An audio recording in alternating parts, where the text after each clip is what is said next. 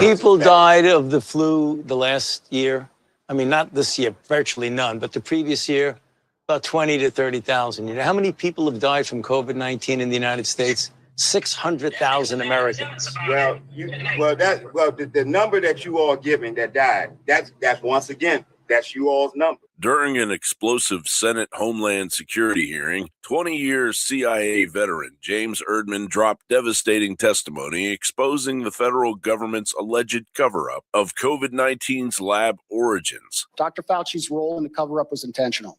Dr. Fauci influenced the analytical process and findings by leveraging his position to ensure the IC consulted with a conflicted list of curated subject matter experts, public health officials, and scientists.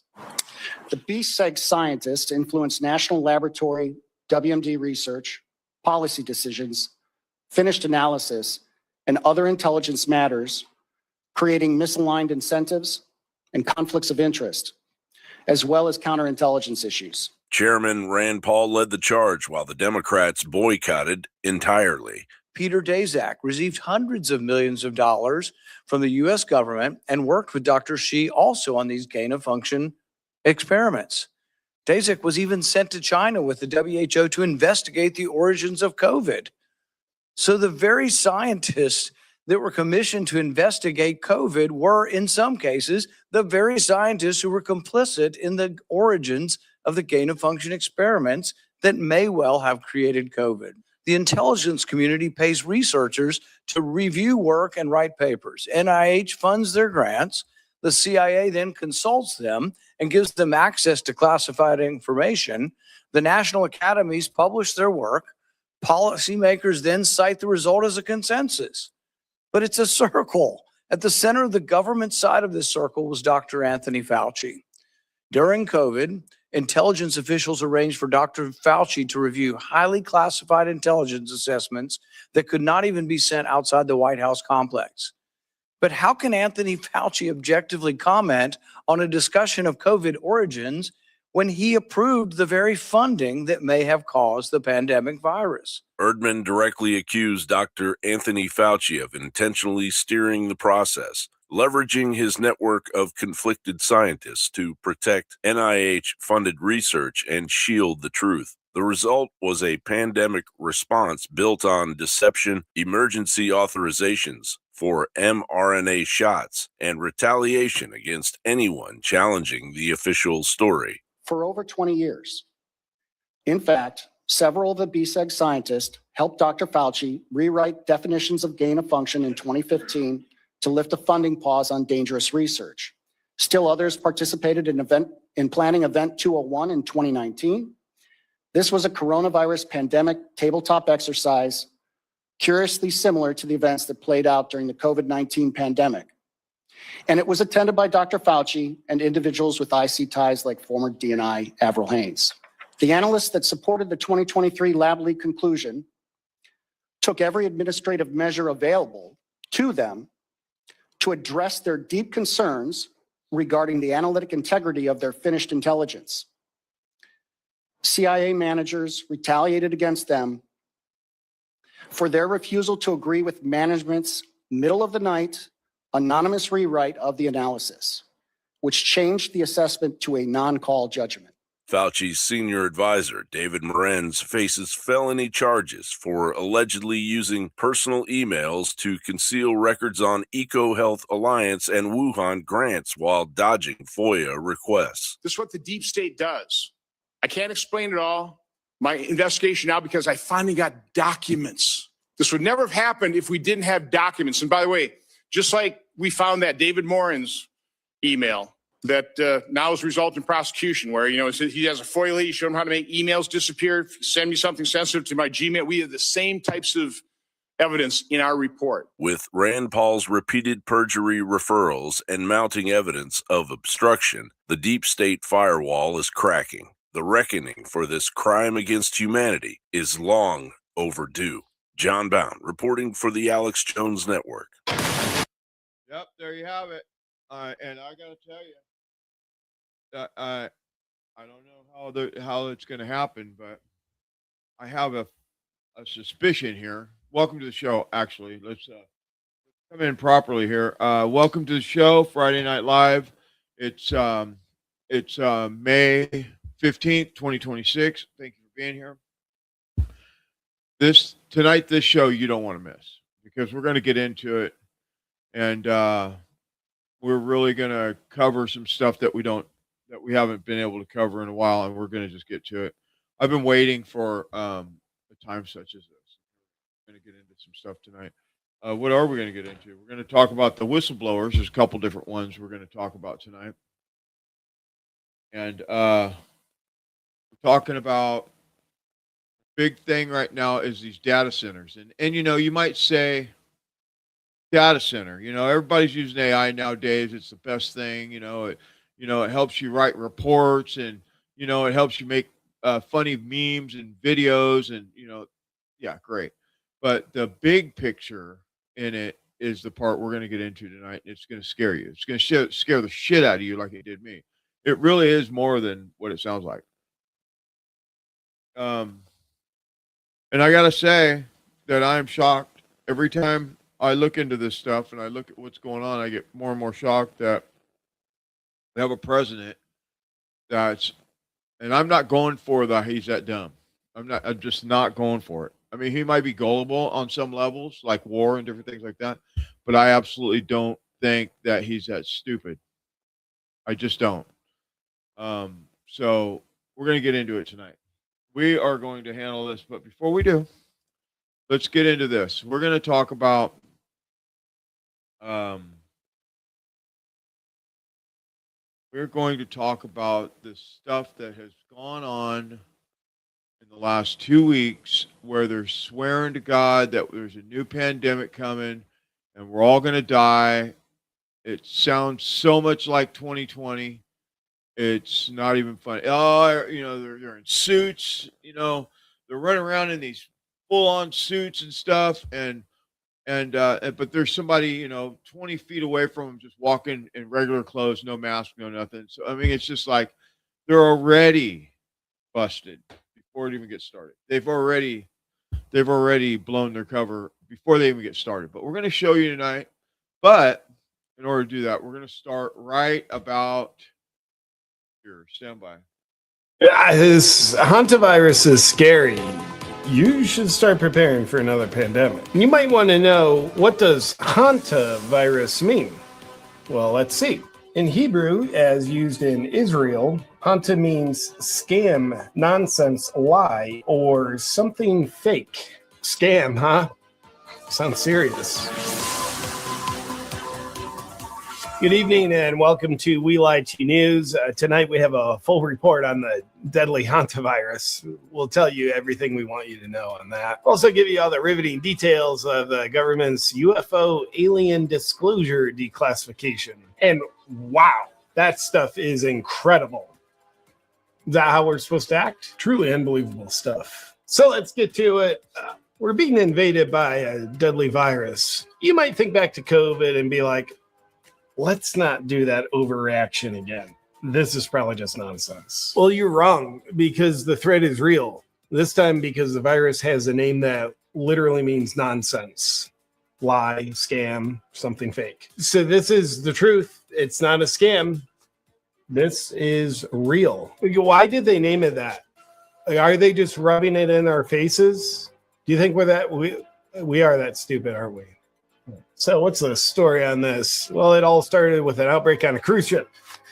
Here's a passenger pleading for help as he reads off a script.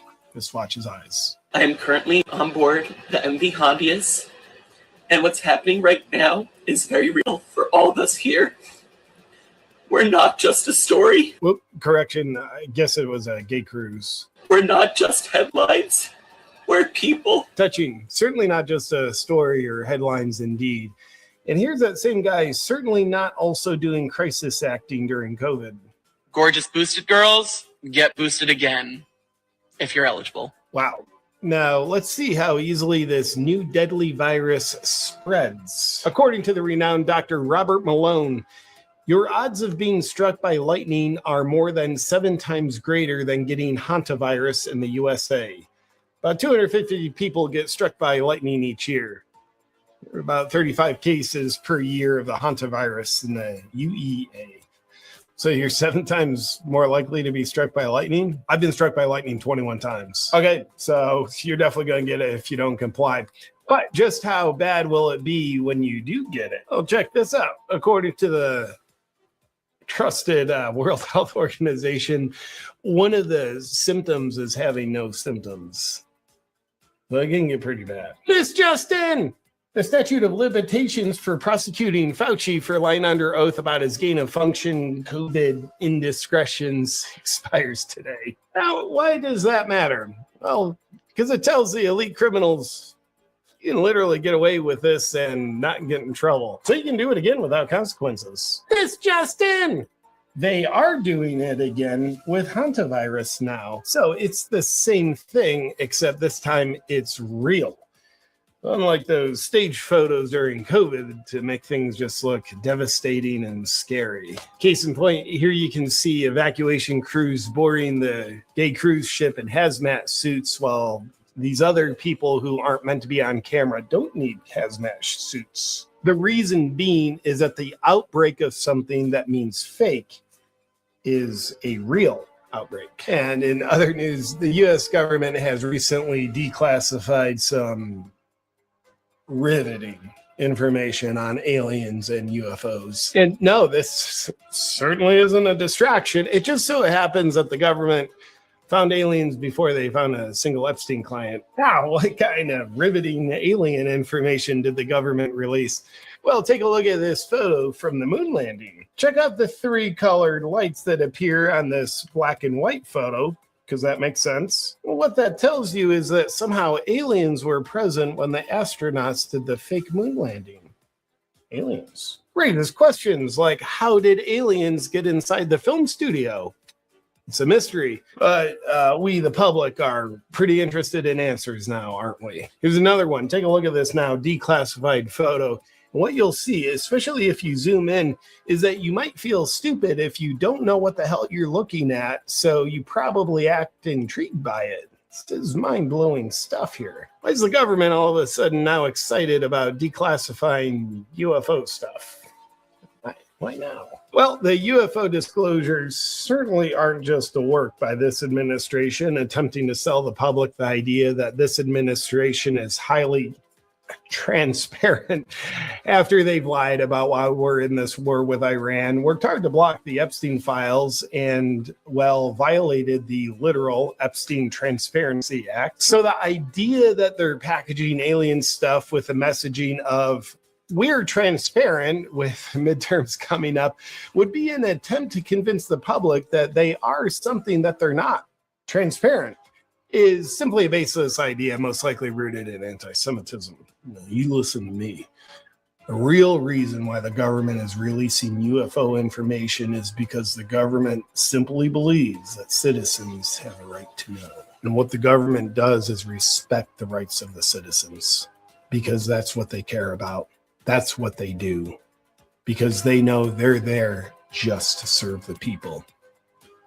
All right? That's probably why they're doing it, right? Release them now because that's why they're doing it. So anyway, I am really riveted by all this boring UFO stuff I've seen, and I couldn't be more appreciative of the Trump administration for being so transparent. They are the pinnacle of transparency, from what I'm told to believe. And now a closing thought on how to solve this very real hantavirus cruise ship outbreak. Our correspondent Tim Dillon has observed that the U.S. government likes to blow up drug-running boats out of South America, and he marries that together with a pandemic solution. Tim, what do you think should happen here, buddy? Sit in your bunk on the cruise and get ready to get struck with a missile. You're dead. We're going to kill you. You're dead. Hantavirus will not kill you. The U.S. government will. Thanks, Tim.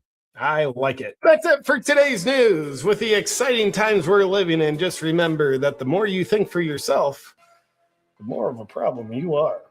Good night. Hey, Jason, can you get the name of that gay cruise line that does those viral outbreak cruises? I don't know. Something about it sounds appealing. Go on. Maybe I'll see Lindsey Grimm on there. I mean, I really hope I do. Well, no, he wouldn't be on that cruise. He's definitely not gay. Welcome, my friend, to exactly where I start every. All right. So I figured I'd start there because that's about the extent of where we're at with this new potential alleged hantavirus. Okay, but I'm going to show you the clips. Obviously, I have a bunch of clips about it. But I mean, if you think about it, this is exactly how they started last time. They made up this story about bats, bat, whatever they did. And here we are, and they're doing it again. And so, what do we know? Well, this is what we know right here. They're doing this filming like they do this thing. They gotta love it. They're not even good at it anymore. I mean, they're just not. But they do this thing where they make this like a production, or I'm trying to be careful how I say this because I don't want to get nuked. But basically, it's a film set, right? And so they're at an airport, and they're handling like biohazardous whatever people or whatever. Remember the biohazardous people that were all dead, and then all of a sudden one popped up, and the guy goes over and goes, "Oh, we're still filming," and he pushes him back down, puts the cover back over his head. Right. So this is the same MO, same thing we're doing. Stand by. Check it out. And play.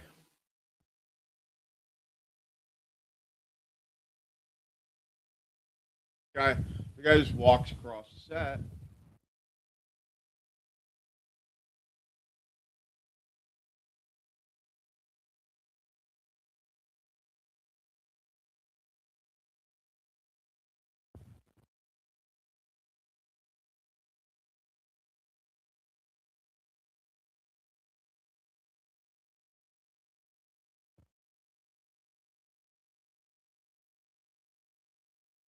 I mean, that's great. When you think about it, they're spraying them down, guys just walking around. That's not even a secure.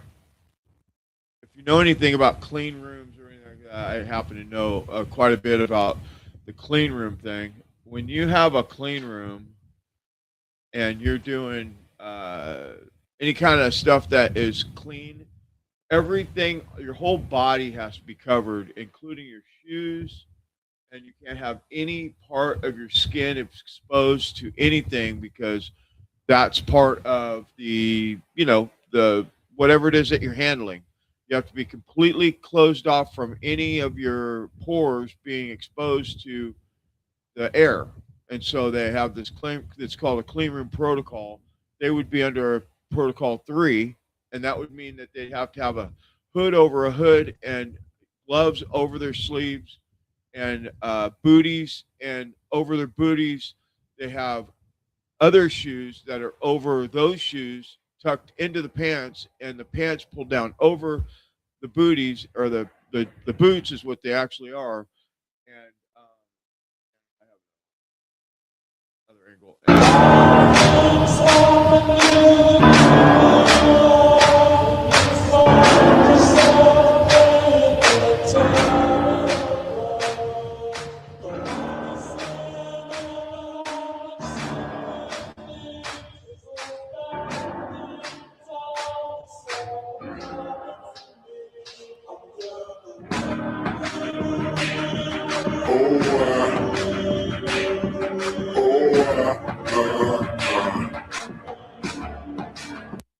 Yeah, so anyway, that is, your typical bullshit exposure to something of, that's nothing, that they're planning to push this out. They've already started. They've already talked about there's a vaccine for hantavirus and all this stuff. Of course, they made it in 2024, just in time for and we have a bunch of stuff we're going to show you tonight that all goes together with all the stuff that they do to us.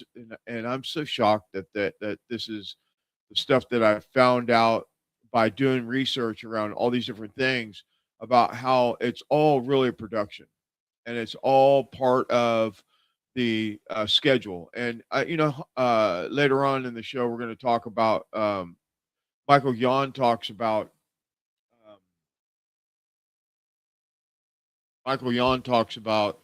how TV guides. And back in the early days, before I guess 2000, maybe I guess movie guides were still coming in newspapers until about 2010. But for you younger folks, we'd probably never heard of a TV guide. But the TV guide had the program of everything that was going to be on the TV for that week, right?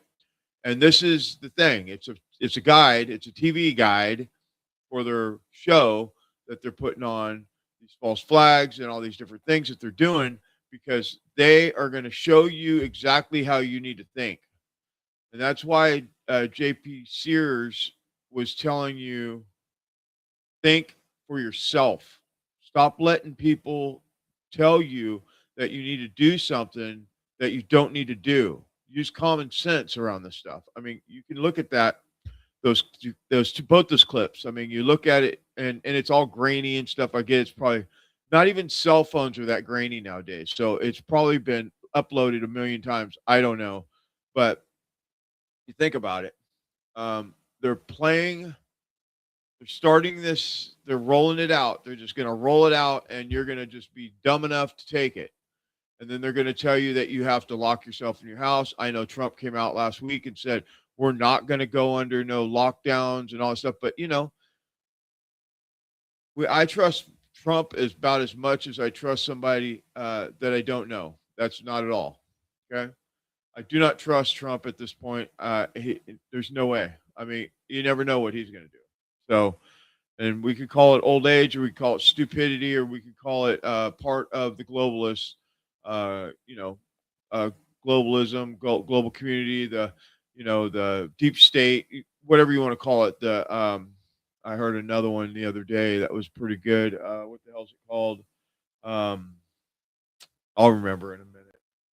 Anyway, Children's Health Defense has something to say about this, and we're going to talk about. I have a few clips on this new virus. Okay, stand by. Yeah, so to be clear, this was a purely observational study and has lots of limitations as a result of the nature of the way it was done. What we did is we looked at nearly 200 patients, so it was 197 of them, with many, many different brands of cancer, and looked at how taking the combination of ivermectin and mebendazole, what impact that had, if any, on their cancer. And lo and behold, what we found really was quite compelling. 84% of people had a positive, excuse me. Bad time for a sneeze. 84% had a positive outcome, in meaning that 48% had either no evidence of cancer at all at the end, or significant remission of their cancer. Another 36% had no progression of their disease, and only 15% total of these people had progression of their cancer. Now, again, lots of limitations in a study like this. Some people are also getting radiation. Some people may or may not have been doing chemotherapy. We have all of that data. So there were a mixture of things. But the fact that 84% of the people taking ivermectin and mebendazole had a positive outcome, at a minimum, Drew, should motivate further study, should motivate big dollars to be spent on a large, in randomized controlled trial to investigate this, because there's no question, we've known for decades, ivermectin in particular has very, very powerful anti-cancer properties, 12 different mechanisms by which it interrupts cancer growth and progression. It is an incredibly safe drug, great safety profile, relatively inexpensive, and in comparison to chemotherapy, wildly inexpensive.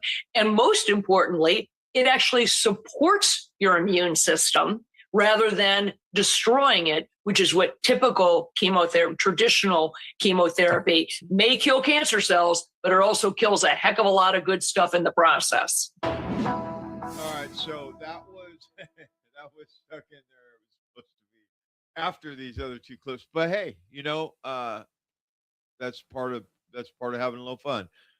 So yeah, ivermectin is the 84% of people that had took the ivermectin and then benzodol,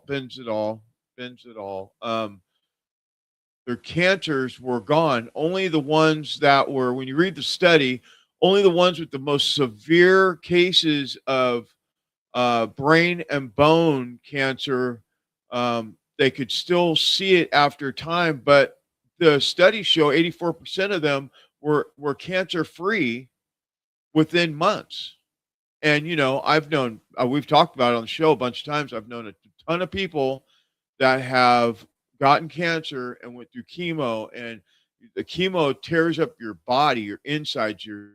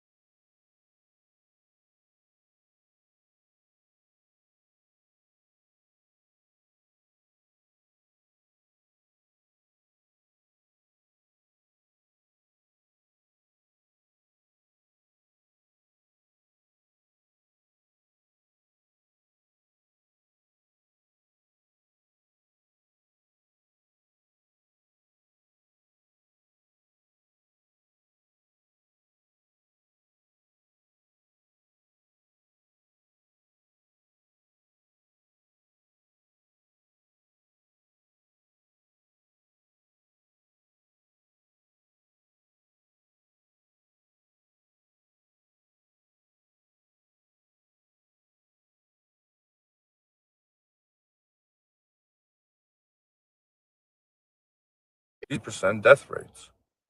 So I think there may be a solution to all these huge public health and bioterrorist problems, all with one simple, cheap, oral approach. Basically, what I'm saying is if the whole world had enough vitamin D3, high normal levels of vitamin D3, and enough intracellular zinc, we can eradicate most of these health threats. Thank you, and God bless you. Yeah, and so Dr. Zelenko dead now, died from cancer or whatever. All the good ones are gone. You know that. You know how that works. He was very active in the community back in 2020 when coronavirus came out and whatever that was, the pandemic, all that stuff. I mean, we know that they cooked up a virus and they released it to the public, whether it was an accident or not. They released it. We know that through Dr. Fauci and all that stuff. We know all this. We know how that worked.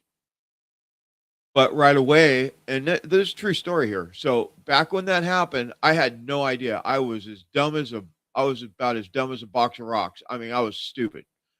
I didn't know anything. My head was in the sand. I had no idea about politics or any of this stuff. I knew nothing about any of this. And all I knew was that what they were telling us. And, like go to the store, come home, strip your clothes off, throw them right in the wash, spray down, use hand sanitizer, all the stuff. I mean, early on, very early, as soon as it came out, February, March, whatever, of 2020. And then I was sitting in my truck on a job site because I was the job that I have. I'm a at the essential worker, right? That's what they said. Most of you have to stay home in your house and watch Netflix. The rest of us, we're gonna go and keep the world alive, right? Keep the world going. And so I'm an inspector. Funny, didn't know that's my thing. And so I was watching Joe Rogan, and he had Zelenko or somebody on there, and they were talking about taking D3, zinc, and ivermectin, and D3, vitamin C, quercetin, the whole protocol. And I was like, okay. And they said that if you're over, the people that are dying because they're overweight. And I was at the time, like I was 315, pushing 320. And I realized right there at that point that it was time for me to do something about it. And I literally went on a diet that day. I started, not a diet. I just stopped eating crap. I cut out all kinds of crap, and I started taking all the vitamins. I'd never taken vitamins. I didn't know, but I started taking vitamins, and I got, from then to now, I've gotten healthier. I'm 215, 210, and I'm like healthier than I've ever been. I go to the gym every day. I mean, it really did help me in that aspect. And if you're like I was, now's the time, because they're going to keep coming out with another strand of some bullshit. And, and what they do is they put it out, and it is real, but they pump it up to be this big thing that it's not. We know that hantavirus in that stage or form of that toxic, whatever, I'm not a doctor, I don't know the correct terminology, can be deadly. 90% of people die from it. But if you're taking the vitamins and minerals and stuff that you should be taking anyway, as especially if you're over 40, you're healthier and your immune system's better, and you can fight any cold, any cough, anything, right? So that's just my I'm not a doctor, I'm just giving you my experience. I think I could do that here without getting nuked on YouTube, so I think I can do that. Well, let's listen to what Jay Baratari has to say about the hantavirus, because he is the whatever the hell he is for the White House or whatever. Hold on.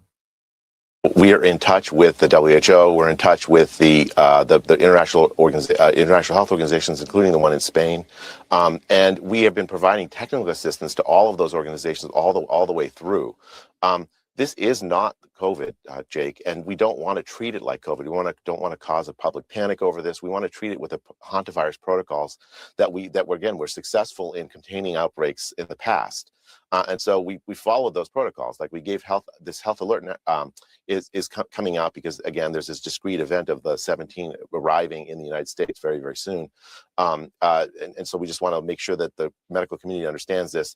We've been communicating the last week as the press attention has picked up more with the public as is appropriate given the nature of this disease. The key message I want to send to your audience is that this is not COVID. This is not going to lead to the kind of outbreak. And I was pleased to hear your the opening segment where you emphasize that, because we shouldn't be panicking when the evidence doesn't warrant it.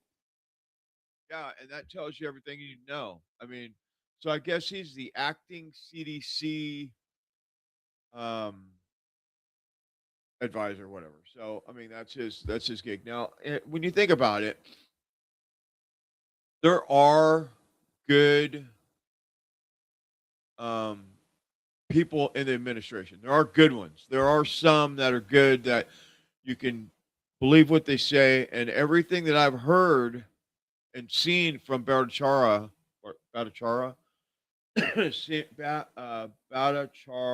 yeah, okay, seems to be straightforward, and it seems like he is like doing things for the American people and for the world. He's CDC director, right? Now, as I say with everything, do your own research. Do your own research. Now, I want to talk about something for just a second before we move on. If you haven't subscribed to the channel, I'd appreciate if you would, whether you're on whichever platform you're on. I'm on a bunch of platforms. But if you're watching this, please subscribe to the channel and leave a comment. Share this information everywhere. And please go to the description or go to my website, Inspector Webb, and check out the sponsors that we have on there, and just help us out, because it's only because of you supporting us that we can do this. And I don't do this really for anything except for getting the word out to the truth about what's going on. As I see it, I make mistakes. We all do. I do. When I do make a mistake, I come right back and tell you what I think. I try to keep my opinions out, but I'm only human, so sometimes my opinions do breach the mic, we'll say. But I try to do my best to be neutral around all these different things that are going on in the world, because I want to be open to new things and to understanding something that I don't know. If I catch something that I don't know, I want to be ahead of it. I don't want to be like I was in 2020 where I knew nothing. And if I think I know something, I don't know shit. Okay. So I just want to say that you can go to Inspector Webb, check out the My Patriot Supply, get a water filter right now, especially. I mean, if you knew about, I don't know, it was probably 3 years ago or maybe 4 years ago. I had a scientist on, and they talked about the testing of our tap water. If you're drinking tap water, the stuff that's in the tap water causes everything you can imagine, including cancer. You should not drink tap water at all. Shouldn't even drink bottled water. I mean, if you've seen the tests that happen from all forms of water that's not purified through a water filter system, it's horrible. I mean, water that's clear tested turns black. So that's all the chemicals that's in the water. Okay. So check that out. Also, My Patriot Supply has a really good 40% off, 45% off on restorable food. I mean, we have, 6 months, 9 months worth of food in an emergency. You don't know what's next. We're in a war with Iran. They're constantly telling us all this stuff. Remember when we couldn't get toilet paper? You got to remember these things so you can be ahead of it. Right?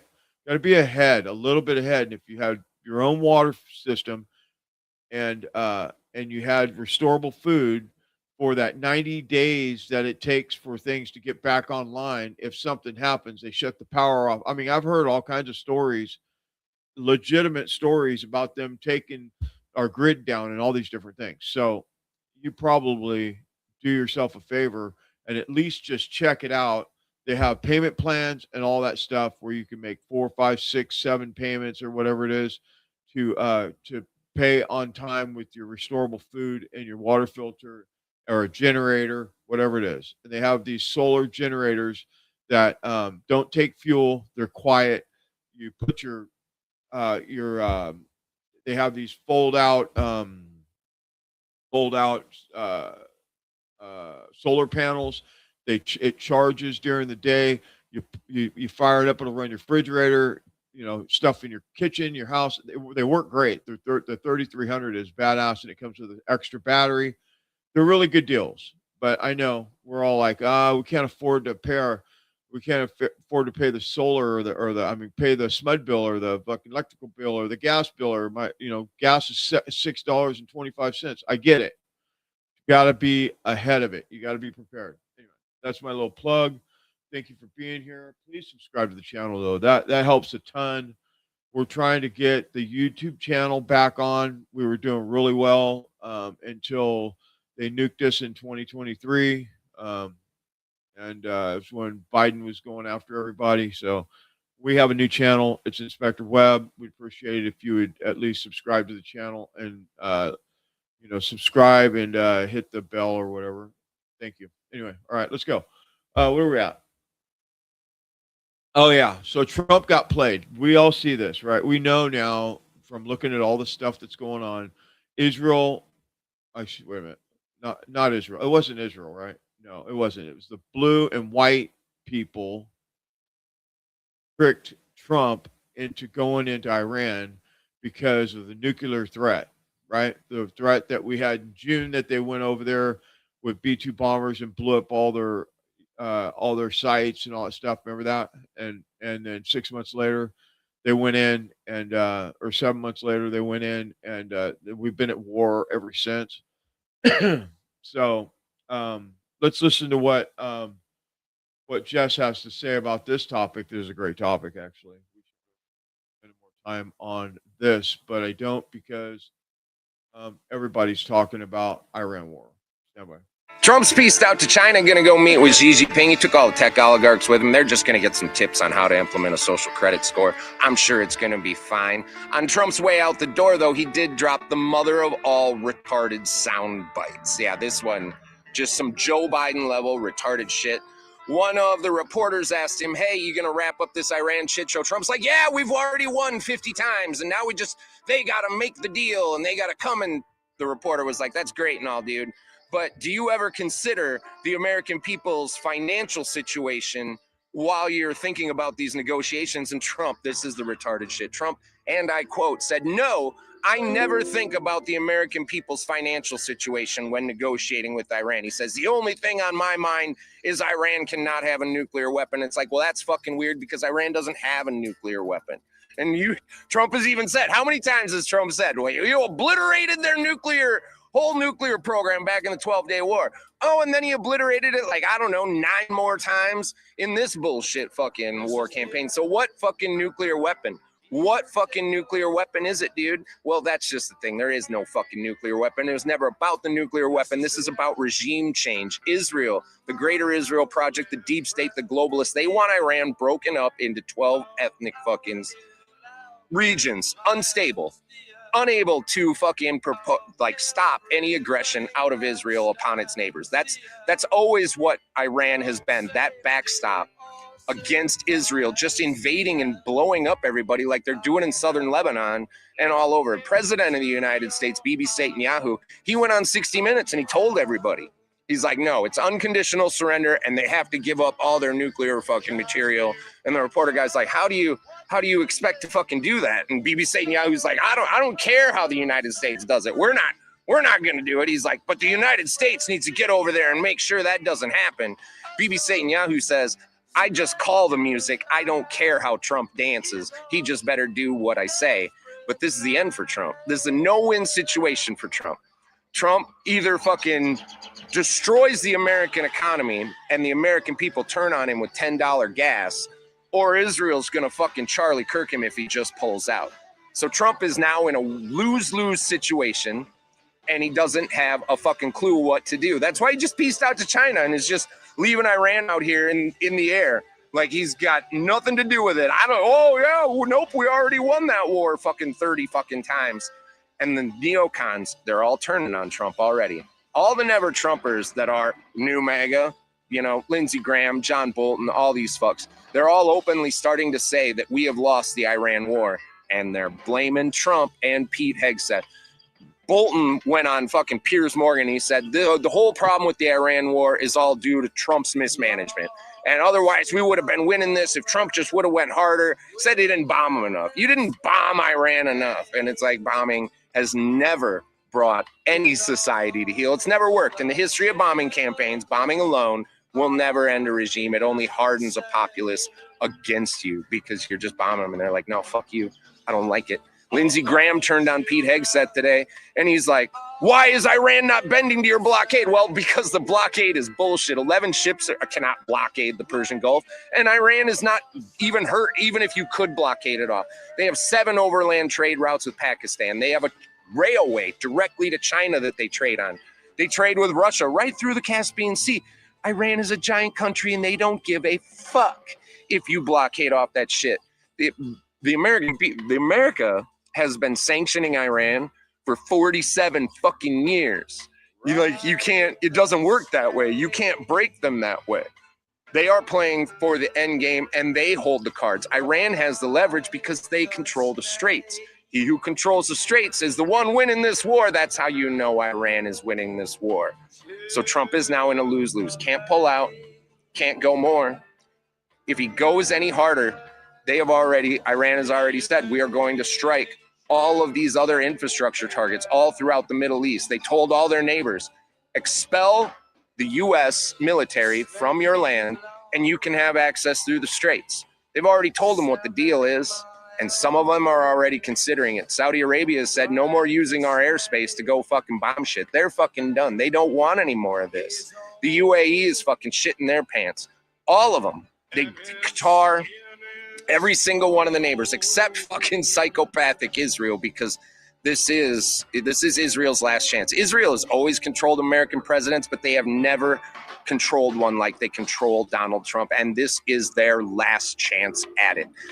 The public opinion of Americans turning against Israel, they will never have control like this ever again, so they are going to go balls out, and they do not give a fuck if it fucking destroys the American economy, and they will burn Donald Trump down. Right? I bet you, because Israel just loves to fucking humiliate even people that fucking help them. When Trump cannot succeed in toppling Iran, they are going to just do their little humiliation ritual. They'll release whatever blackmail they got on Trump already, and that'll be fucking hilarious. Like, you fucking made a deal with the devil, and this is what you get, Trump. This is what you get. No one will care when the Democrats fucking come for you. And even the Republicans, they're saying there are only 15 Republicans in Congress that won't vote to impeach Trump because they all fucking hate him. They've all fucking hated him. And it's not just to destroy Trump. They want to destroy the America First movement. They want to demoralize us and be like, see what you did? See what you did when you didn't elect somebody from the political class? You fucking caused a fucking another scamdemic and a war with Iran. Like, this is what you get, American people. Fucking $5 gas. This is your fault for electing Trump. That's what they're going to do here. That's what they're going to do here. I don't give a fuck. Like, I see through their shit. See through their propaganda.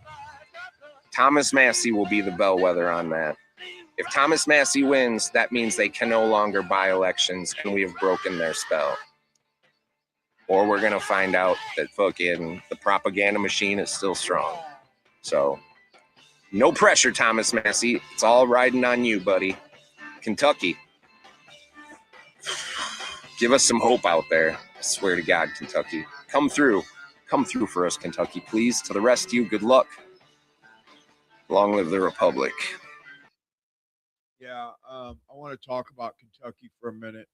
I want to talk about Massie, and I want to talk about what that is hinging on. We have one, and you know, you might not think that Massey is conservative. You might not think that whatever you think because he's independent, but really he is the one that has blocked more stuff with all these warmongers and all these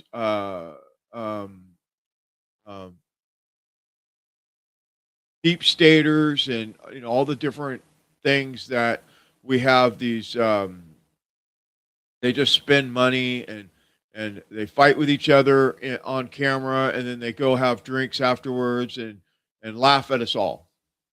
And Thomas Massey has been the one that has been the most consistent around the Constitution and the Bill of Rights and what's right for America. And they're trying to take him out right now. And he did come up in the polls in the last couple of days. There was some fake thing about him and some girl and all this stuff and blah, blah, blah. But, we know that whenever you're effective and they don't want you there, they come for you. And they spend AIPAC money and they take them out. And, I think that's sad. I think it's really, really sad that we have that politics is so horrible nowadays. I mean, it really is when you think about it. Remember what happened last week, right? Last week they did the campaign on the CIA raided Tulsi Gabbard's office and took a bunch of documents and blah, blah, blah, blah, blah. And then it came out that it was fake. And then it came out that no, they did take it. And you don't know the truth. So I was going to go on a rant about all that, but you can't because you don't know what's what. You don't know which is true and which is fake. Because that's what they are. They're all propaganda. They all should work for CNN. So anyway, I got a couple of Thomas Massey clips that are really important. We're going to get into it right now. We're going to start right here. Stand by. A lot of people are saying that was the turning point for the president, and that the fact that you have completely, you've really been the leader of that movement to try to hold people accountable, to get the files out there and everything else, even if it makes the president look bad. How express to me how important this issue is to you, given that this, for lack of a better term, could be the hill you die on, if you know what I mean. It could be the one issue that causes you to lose. Right. Obviously, it's that important to you. You want to talk about that for a minute? Yeah. None of my motivation for the Epstein Files Transparency Act has been political, ever. In fact, there were Republicans who wanted to make it about Bill and Hillary Clinton, and there were Democrats who wanted to make it about Donald Trump.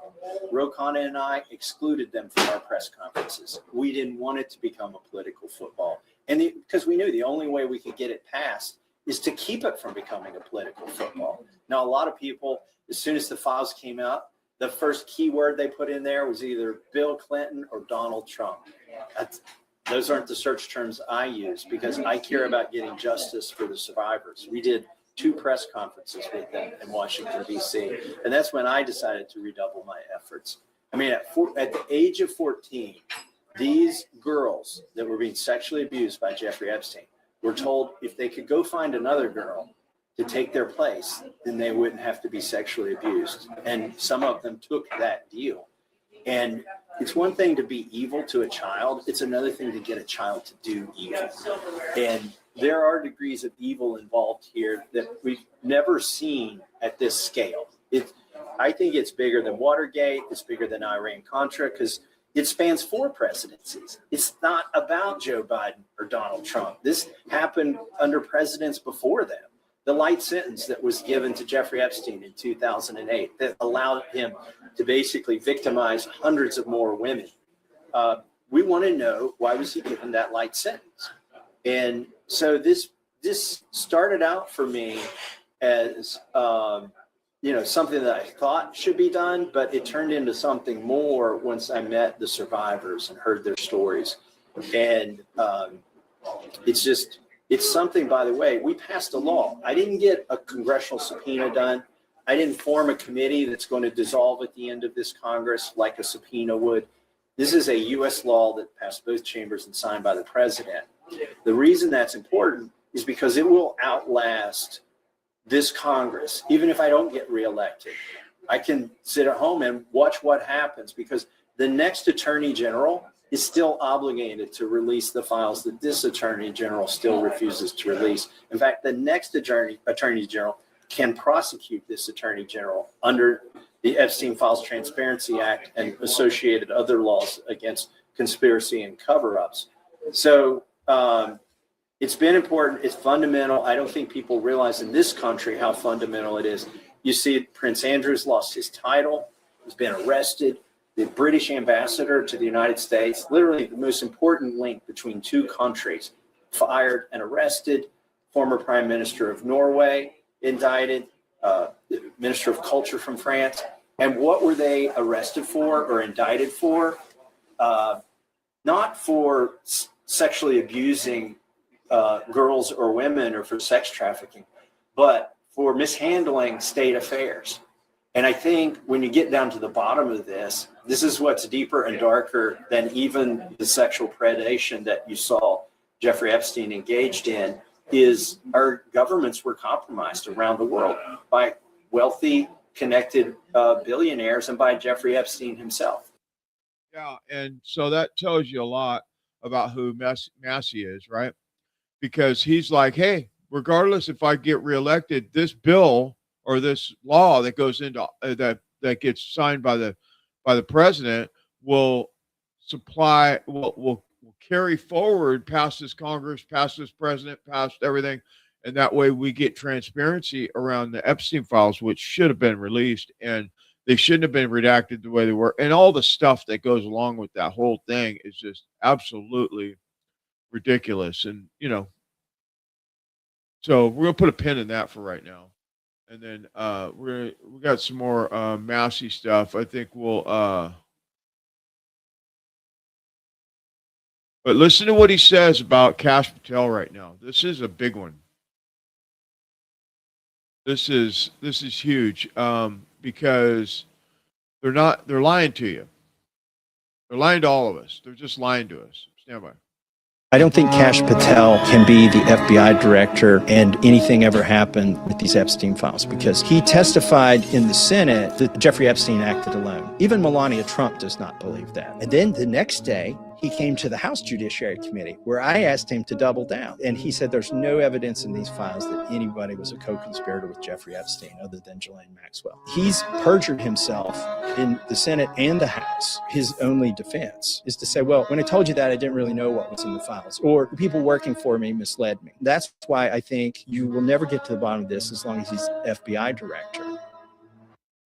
They try to shut him up, but he wouldn't stay silent. Tried to shut him down, but the truth was on his side, and they couldn't keep up with him. So they got violent, and he can't stay quiet while truth is on the line.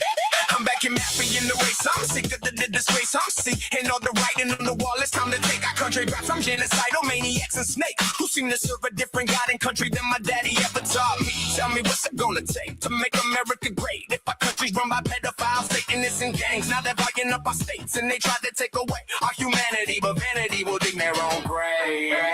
It's not left or right, it's dark versus light.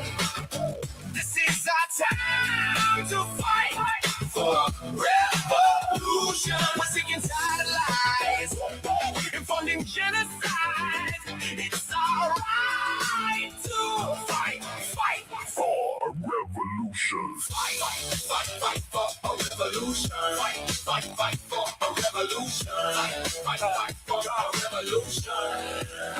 My God, did it not just get hot up in this bitch? I spit fire when I talk. Some may call it hot like caustic, but it's not. I'm not the one blowing up kids and grandmas. I'm not that bitch. Double tapping hospitals and towns, not that country that's harboring pedos. You might think it's sensationalistic, but this is just what we're up against down to the state level. If a congressional seat in Kentucky can be so goddamn obviously by another country with no goddamn mutual morality, I guess that our reality is over. Your life is over if we don't send in the cavalry and take back a United States that our forefathers died for, the home of the brave that made America great back when we stood on our faith instead of bowing to idols and sending sons to their grave.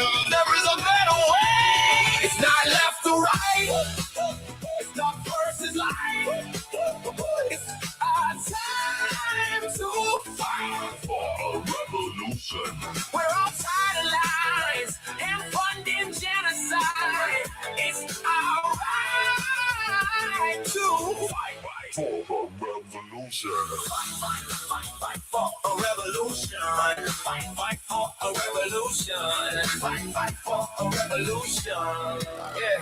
They're killing us for benefit, calling poison medicine, writing laws that lock us up for so-called anti-Semitism, writing our elections, telling us that we're all racists. If we notice all the money's coming from a country far away. My God made me to be honest all the way through the apocalypse, and I'm positive we're worth all of it. It's not politics or parties, it's subservience to a new world order in order to make slaves out of all of us. Do you think it's a coincidence? The bastards attacking Massey are all named in the Epstein list. You're standing for humanity, and they're all pissed. You might notice it's a big club, and you ain't in it. It's not left or right. It's dark versus light. It's our time to fight for a revolution. We're sick and tired of lies and funding genocide. It's all right to fight for a revolution. We're tired of fighting blind over black and white. There's one side to fight for a revolution. Freedom or die. We have to reunite our birthright to for a revolution. Fight for a revolution. Fight for a revolution. Fight for a revolution. If you're out there and you can hear me all the way in Kentucky, vote for Thomas Massey. Like our society depends on it. I'm starting to think it just might. I believe that Thomas's record in voting will persist and be noticed in time to come. And it's already being noticed. And I think that is a reason to be optimistic. We do have a hope. Liberty is what Thomas understands, and we need to cheer him on. All right. Sorry for cutting that short. So yeah, so Thomas Massey, I mean, Ron Paul's out there campaigning with him. That's great. Ron Paul was a great member. He told us about all this stuff way before most. I mean, Alex Jones and Ron Paul had been, out there talking about the corruption and all that stuff way before all of us. So, I mean, again, if you're in Kentucky, vote for Thomas Massey, or at least look at what he's about, because, we need somebody to tip the scale a little bit, because we've lost so many great patriots or, great, representatives lately, because they either got pushed out or, look what they did to MTG. Look what happened to, what the hell was his name? Gates. I mean, all that stuff. I mean, and I get that Gates was ready to move on, but, we had a few people that were there to fight for us, and now it's a bunch of squishes. I'm still, it's been 3 weeks. I still can't get rid of this damn cold, but we're fighting through it. Anyway, do you believe, I'm going to ask a question here. Do you believe that anything could possibly happen with the Epstein files with Kash Patel at the helm? That's a serious question.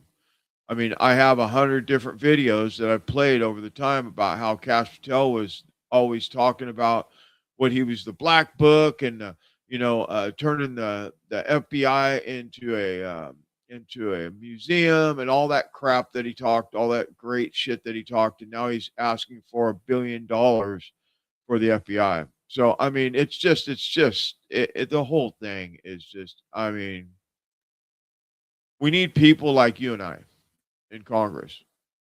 We do. We need people that are not bought and paid for, people that won't bend for corruption.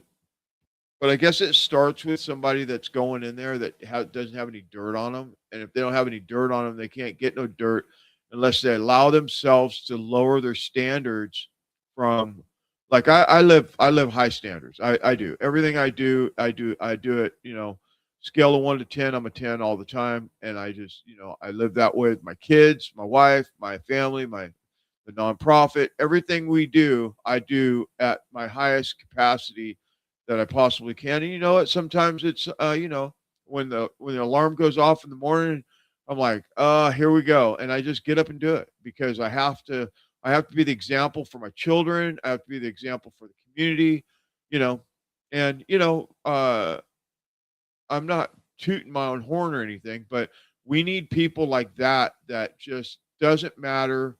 They get up and they do the job and they do it well and they can't be compromised. And that's what we need. We need people that can't take that, taking AIPAC money turns their stomach. They can't do it. When Israel tries to buy them off, they're like, no, I can't do that. It's just, it doesn't fit for my integrity, but we don't have that. And what we have is we have all these people like the person that's running against Massey right now. He's already in I think it's, I don't know. I don't remember if it was 9 million or 9,000. I think it's probably 9 million. I don't know. A bunch of money from AIPAC already. Right. So we need people. First of all, we need to have a Congress. We need to have any of those positions where they can't take foreign cash. They can't take foreign money. It should just be that way. It should be a law that you can't take foreign bribes or foreign money at all. But, they all do, or, the majority of them. I think it was 90% take money from AIPAC. I don't know. It's horrible, dude. It just is. Let me see. Where am I at here? Let me get caught up here. Let's see. Oh, yeah. All right. So we're going to get into this.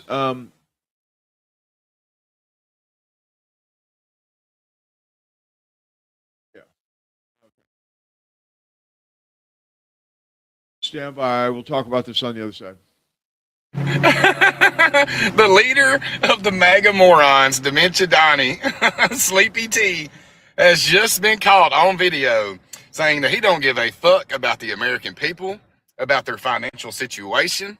All he gives a shit about is Iran not getting a nuclear weapon. I shit you not. I've got the video and I'm about to show it to you right now. Let's get into it.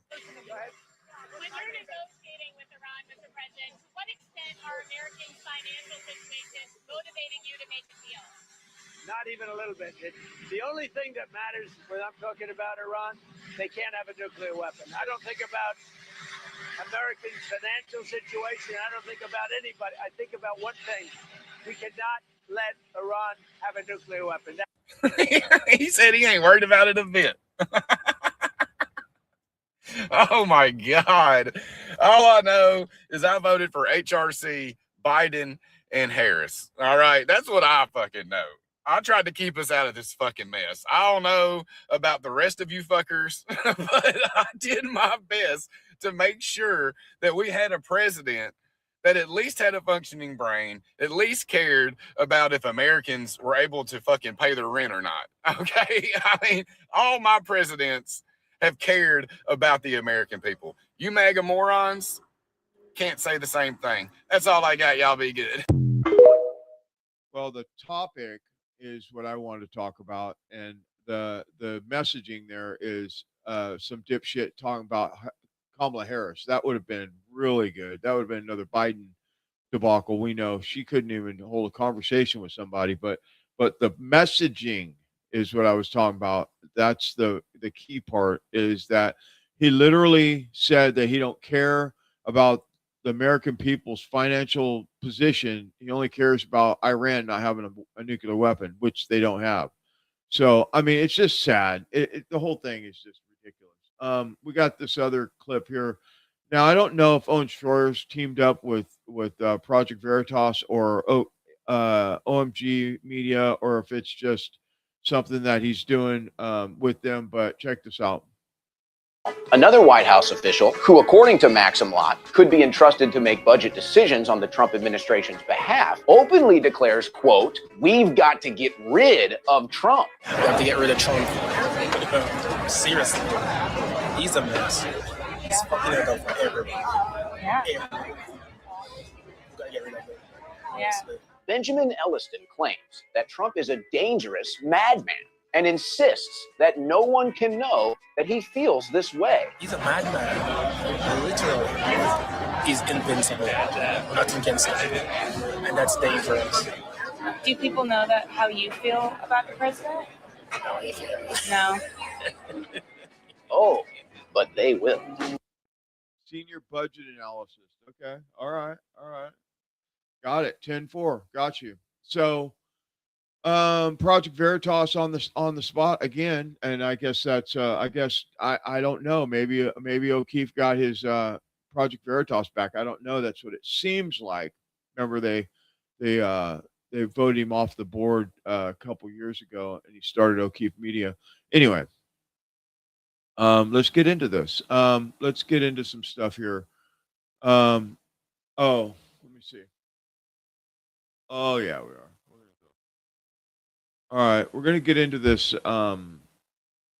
Now, we haven't talked about this enough, and that's the Charlie Kirk assassination and the Charlie Kirk debacle, the things that's going on, the things that we're finding out. And Candace is on this, right? And so Candace gets documents or plane flight records of where Charlie Kirk's plane was the day of the assassination, his normal plane, and that they were, in the neighborhood, whatever. I'll play the clip right now in a minute. And then I got another one that's pretty shocking about the White House and the Iranian hacker talking about the false flag that they knew was going to happen. Remember what I told you is what they do is it's a movie. It's a film set. It's the TV guide, right? So anyway, let's do this first though. Candace Owens talking about the plane tracking, whatever it's called. I can't remember what it's called. And I want to be clear here. More specifically, the plane that Charlie himself used for basically all of 2023. Right after Mikey McCoy becomes chief of staff, this plane, tail number 9582MM, Charlie begins using this plane all through 2025. It was really kind of only towards the end that he switched to the other plane that he used that day. But his plane was initially this one that he was using to go to every event all across the country. But on the day of Charlie's assassination, we know Charlie did not take that plane to Provo, but someone did. Someone known to Turning Point USA most certainly did take that plane, N582MM. And they got there to Provo eventually after the shooting. I'm actually going to tell you its flights that day in general. Again, this used to be Charlie's main plane, N582MM. It is still tied to Paradise Jets, which the other plane is tied to as well, the one that he did take that day. You can see that 25 minutes before Charlie was shot, the plane departs Denver, Colorado. That's at 11:58 a.m. Mountain Time. And then it heads to a military base in Pierre, South Dakota. South Dakota is one of my Egyptian plane stops. It lands at 12:56 p.m. Mountain Time. So it departs 25 minutes before Charlie gets shot from Denver, Colorado. And then it lands into Pierre, South Dakota about 23 minutes after Charlie was shot. Okay. Then whoever it is that's aboard this plane, who's a person known to Turning Point USA, stayed in South Dakota for about 50 minutes before heading onward to Chicago, Illinois for what looks like a pickup. And then they went straight to Provo, Utah, landing at 6:57 p.m. And then that plane stays overnight. I want to again stress this plane is known to Turning Point USA. Somebody aboard that plane knows Charlie. After it stayed overnight in Provo on September 10th, it then went back to Pierre, South Dakota. Again, nothing there really. Yeah, so it's very interesting that this is excuse me, couldn't find my cursor. Very interesting that the plane flight logs, and so what she was saying in a previous episode was that where was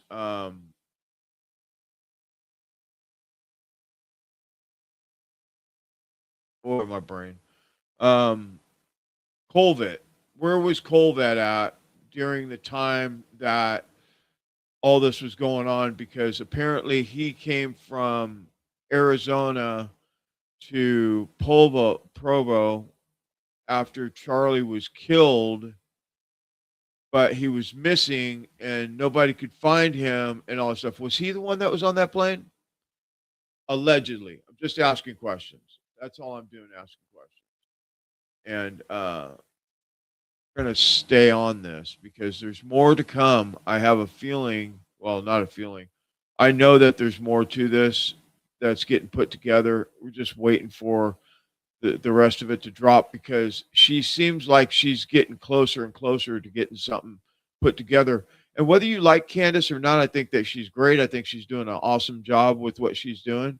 If you think about what she's saying is, instead of her, I'm saying that I think it's, Colvett, but she's saying, who is it, right? And that's the difference. She's not pointing fingers. I kind of am, because that dude was missing in action and never gave answer to where he was during the time that Charlie was executed in live TV. So anyway, this next clip is about the ballroom stuff. Okay, so it's also more to it than that, because remember I told you last week that this all kind of goes together: the ballroom, the Epstein files, the data centers, all this stuff goes together. Okay, so when I show you this, you'll understand when I put it to you in like a little. Let's listen to this. It's about 4 minutes maybe. Oh no, it's longer. It's a longer clip, but we're just gonna roll with it, and you be the judge of what this dude says about this stuff. Stand by. Iranian hackers who breached Kash Patel's email account have released bombshell evidence that the White House correspondent's dinner attack was a false flag, orchestrated by Israel and Erica Kirk.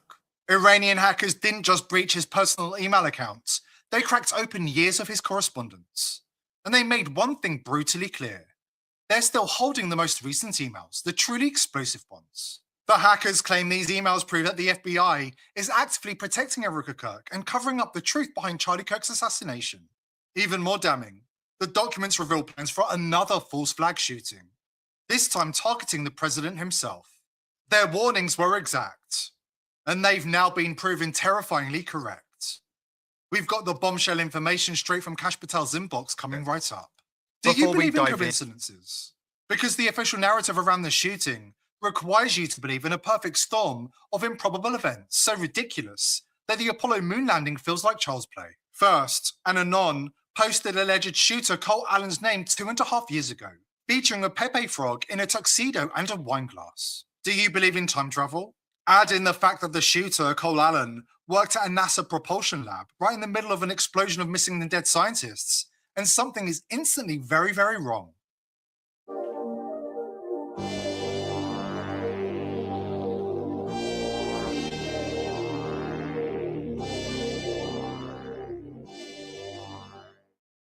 How many NASA contractors suddenly decide they want to shoot up at a DC Hilton?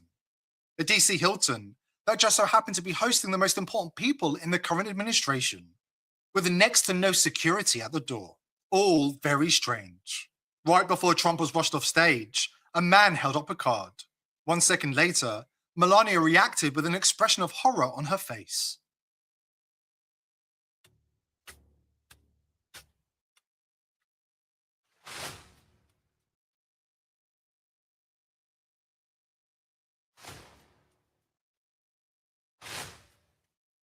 Even stranger when you learn that Fox News cut off one of their reporters when she seemed to indicate that people at the venue knew that the shooting was a pre-planned false flag. I want to just quickly tell you, I was sitting next to Caroline Levitt, the press secretary's husband. He was one of our guests. He was seated right next to me. And, right as the dinner was starting, the national anthem happened. And then he kind of leaned over and said, I watched you on TV, you do a great job. You need to be very safe.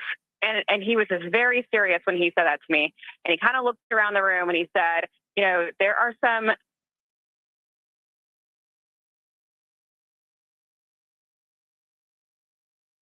Sounds like we lost Aisha's phone there. And this happens, by the way, especially when you have so many people attempting to utilize the same cell service at the same time.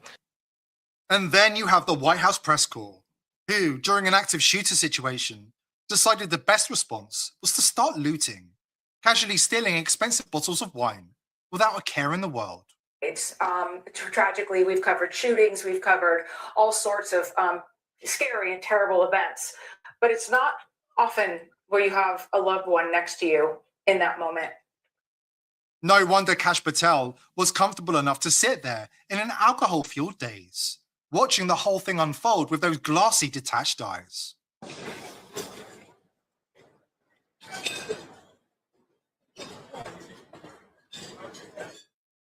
At least they released the footage of the alleged shooter moving this time.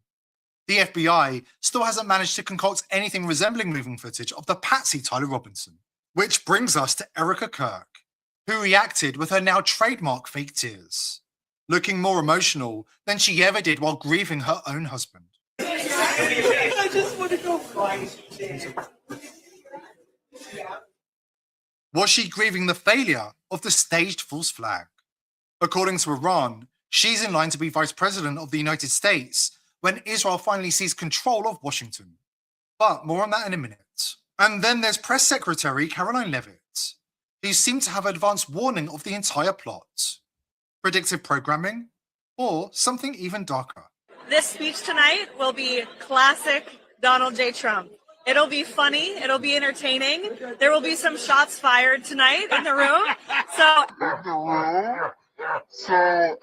this wasn't the only advance warning of the plot. Check the date on this tweet. Here's the problem. We were all ready for this. False flags are Israel's speciality. Thanks to Iranian intelligence, we revealed that Israel was planning to do what they do best, stage another false flag on US soil. This one involving the president himself. The playbook was clear. Stage a false flag, blame Iran, whip the American public into a frenzy, and march them straight into World War III. Seize total control of Washington, crush every voice they label as anti-Semitic, and fast-track their coup d'etat of the United States of America. It was a classic information operation, scheduled like an entry in a TV guide, says former Green Beret and combat correspondent Michael Yon. Another fake shooting event with Trump. It's obviously fake.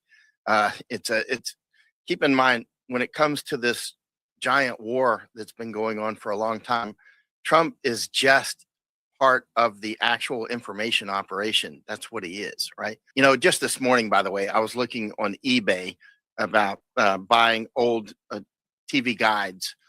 TV guides, for those who still know what those are, those were programming guides that would show you, you know, what's going to be on television the next week or two or whatever. The point is information operations are actually scheduled like that. I don't know, for those who have actually seen these sorts of things in person, you can see that they program stuff like that in, and it can be programmed in years in advance, months in advance, weeks in advance, you know. So I mean, these information operations can be quite methodical, right?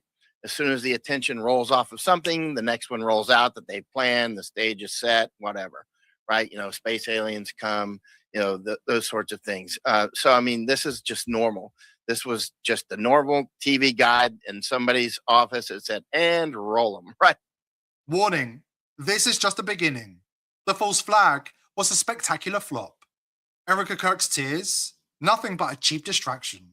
And right now, we're speaking directly with Iranian hackers who are telling us exactly what they know and what the intelligence says is coming next. Yeah, so, okay, so some of that, I don't know. I don't think Caroline Leavitt was saying that there was going to be a shooting. I don't believe that, but I mean, anything's possible. I mean, they do tell you what they're going to do before they do it. But on some of the other stuff makes sense, like the fact that I've heard this a few times that Erica Kirk and JD Vance was going to run together for the White House. I heard that. I also heard that Vance is really low in the polls, and that Rubio is winning that what do you call it, the pre-poll. But I mean, there's that. I mean, but the other stuff that's important is the ballroom stuff. Now, why they would do this? I mean, obviously they do things like this because they figure an assassination attempt or whatever, false flag, whatever. Well, if pulled off right, it will help Trump in the polls that he's down 31%. But this is the problem. It flopped. And the whole thing was, I mean, I showed you that week that that whole thing happened, that a Secret Service dog, I'm assuming it was Secret Service with a dog, was in the room with the guy with the rifle, turned around, walked away, and within 3 seconds, the dude came out with a shotgun and started running toward Secret Service into the ballroom, right? And so there wasn't enough time for him to assemble a gun or do whatever it was that they said that he did to run out and with a rifle. There's just not enough time, right? Because it was like literally 2 seconds, maybe 3 seconds, and the dude was running, and it's like the cop backs up with his, because the dog followed the guy in there and then turned around and came out. And I've showed the clip a bunch of times. So it just doesn't make sense to me. And then they put out an AI video and they did all this stuff to build hype for this thing. While this is going on, all the influencers, the MAGA influencers, are all saying that they need a ballroom all simultaneously at the same time. And we know now what the ballrooms represents. And we're going to get into that here in a little bit. We're going to get into that shortly. We're going to cover a few more things before we get there, though, because we need to talk about some of this other stuff that's going on, because if you don't know, you just don't know. But if we can get you there, then maybe you'll understand the bigger plot here, because the big plot, think about it. We're going to release the Epstein files. They release a bunch of bullshit. They did release some files, right? And then there's the attempted assassination. There's the Charlie Kirk cover up. There's the what's it called? Oh, my brain. What was I saying? What do you call it? All the fraudulent stuff that they're doing, right? Simultaneously, they're doing this stuff all at the same time, while they're telling you that this is, perfectly normal, what's going on, when we know that it's not. I'll show you the clip here in a second, what I'm talking about. Before I do, let's listen to what Kyle Seraphin says about Donald Trump and this whole debacle that's going on right now. Let's see if this is the one. This is the one. Stand by. Is that what I voted for? Did I vote for paying more money to our government so that I can pay more money for fuel? I feel like he ran on a different thing. Am I going to go back to the thing? Yeah, I'm going to go back to the thing. Number 3, end inflation, make America affordable again. I would say that one way you wouldn't make America affordable again is by paying for more FBI and paying more for your gas. If only he had thought about that. Oh, he did. He did think about that. That was the number 3 priority when he ran. Do you guys think that November is going to be okay? Just because I feel like I'm going to be right and I'm going to be vindicated in this thing that I'm saying, and the fact that I can go back to the promises that were made by the president and then find out, like, well, you didn't keep them, so why would you expect to keep power in the House and the Senate? Just because I'm going to be right about that, it doesn't mean that I'm psyched. It means that we're all losing. Nothing worse than being right and also losing.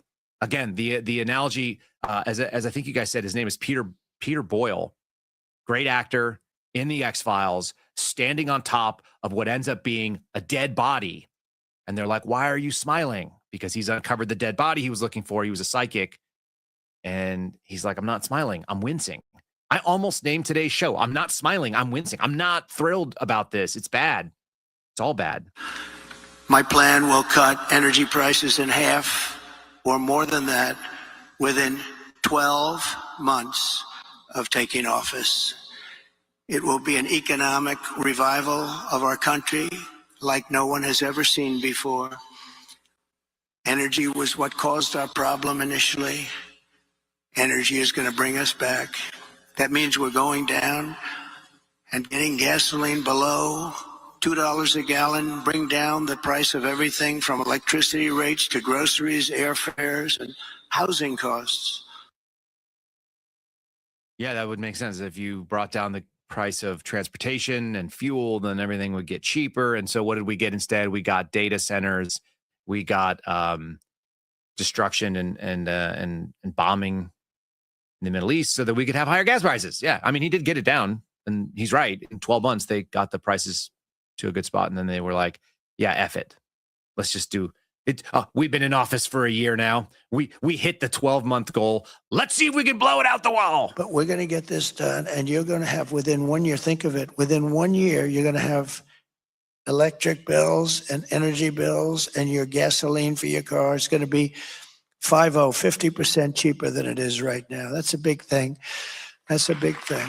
But we're going to get this done, and you.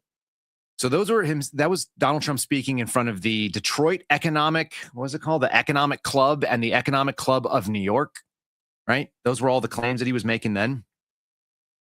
Is he worried about you at the moment? Again, if we've got an FBI director who theoretically takes all of his marching orders from Donald Trump, I have to believe that that's what's going on. Cash is nothing but team loyalty to Donald Trump. Did he go, excuse me, sir, but I know that this organization spied on you, and I know that they actually kicked down the door of your house and ran through and looked through your wife's underwear drawer, and I know that they did all that stuff, but we need to give them another $1 billion. We need to increase their budget by about 10%. I know you cut it previously for the first year, but now that I'm in here, and even though I don't know what I'm doing, and even though I brought on a bunch of management that still continues to be management that was hired by the last guy who did the last thing, and we're not going to go after Chris Wray. By the way, do you guys hear any things about indictments of Chris Wray or that he somehow did something wrong? No, they're going after Jim Comey. Why? Because they won't get Jim Comey. He's also back in the news. He's talking about maybe you shouldn't be a drunk if you're the FBI director. Fact check, true. Don't like Jim Comey, but accurate. You think that Patel went to him and was like, hey, boss, because I know that's what he calls him. Hey, boss, we're going to need like another $1 billion on the FBI. And he was like, oh, yeah, that's what I hope. I was hoping you would rebuild bigger than ever before, bigger and more beautiful, because that's what he cares about. To what extent are Americans' financial situations motivating you to make a deal? Not even a little bit. The only thing that matters when I'm talking about Iran, they can't have a nuclear weapon. I don't think about Americans' financial situation. I don't think about anybody. I think about one thing. We cannot let Iran have a nuclear weapon. That's all. What was that? Do you care about Americans' financial situations? No, not even a little bit. The only thing we care about is the thing that I told Bibi, not Netanyahu, I care about, or at least Bibi Netanyahu said that I told him that I cared about, which is that Iran can't have a nuclear weapon. So when it comes to affordability, just remember, just because things are expensive doesn't mean that in your heart of hearts, you're not psyched.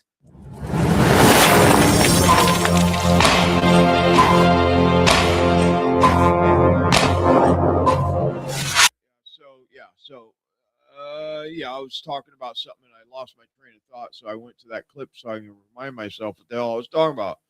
Because, when you get to, my age, you got to remember shit. I write everything down though. So we're good. I got this.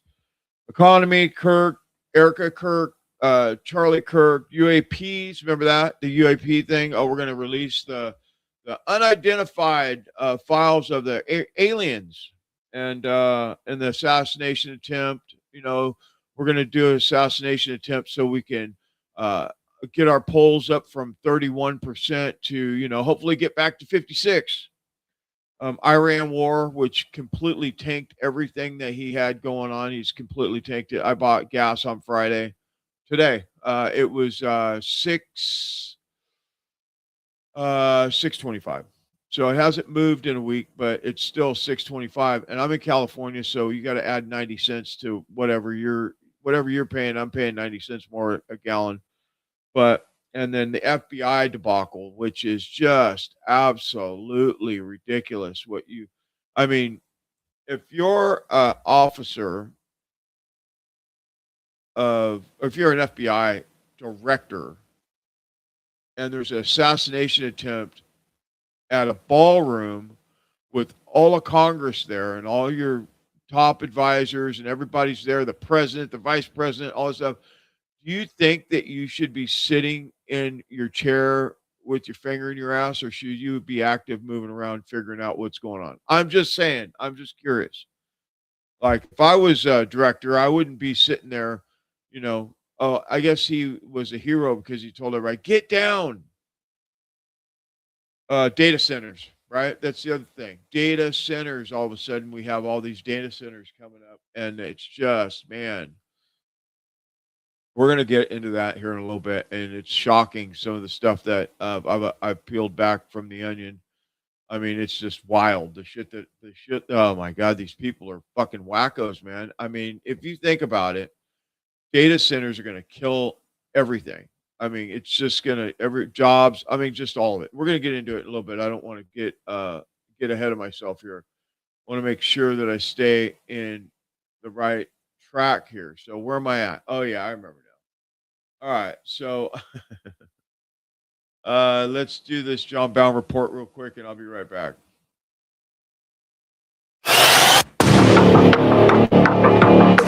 In a brazen power grab ripped straight from the globalist authoritarian handbook, President Trump's National Security Presidential Memorandum 7, or NSPM 7, has just redefined core American beliefs as indicators of domestic terrorism. This thing unleashes the FBI's sprawling joint terrorism task forces to sniff out and preemptively dismantle networks before a single crime is committed. Stephen Miller called it the first real all-of-government push against left-wing terror. But as Ken Klippenstein laid bare, the language is so broad it devours everything in its path, bypassing Congress through the same old federal local fusion centers that have been grinding away at liberty for decades. And in the last few days, Trump's counterterrorism point man, Sebastian Gorka, made it crystal clear this blade cuts both ways. Let's come back to right-wing extremism. Do you regard it as a threat at all, or anything that's important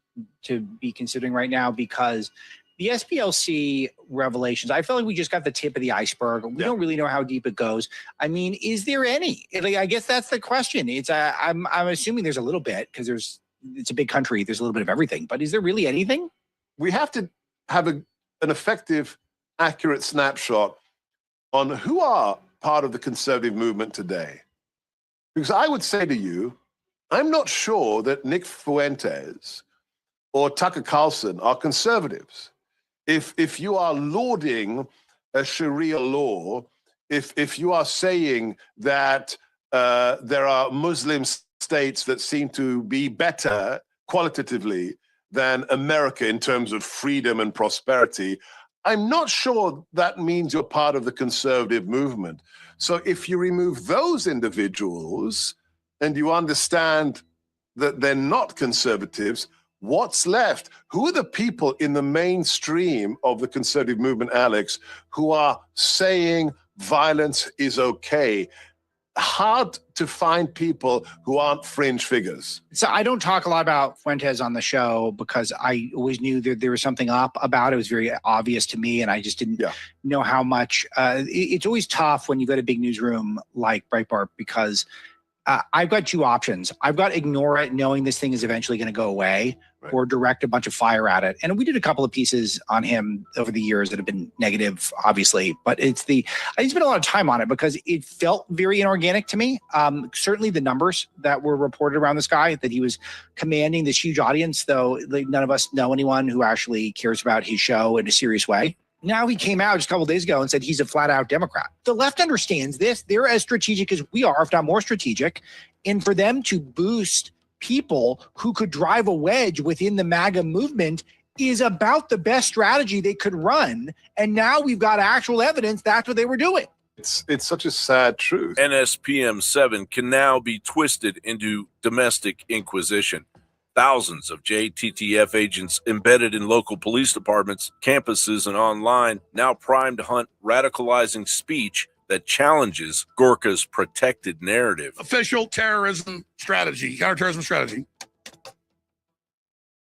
literally says they will identify and neutralize political groups that are anti-American, and then they throw in or radically pro-transgender and anarchists. So the bone is we're going to go after Antifa, we're going to go after the transgender groups, but don't worry, we define all of the former MAGA that are actually patriots as the enemy. Just like they tell you all the police states for the Muslims after 9/11, and then of course the whole time it was really for all of us.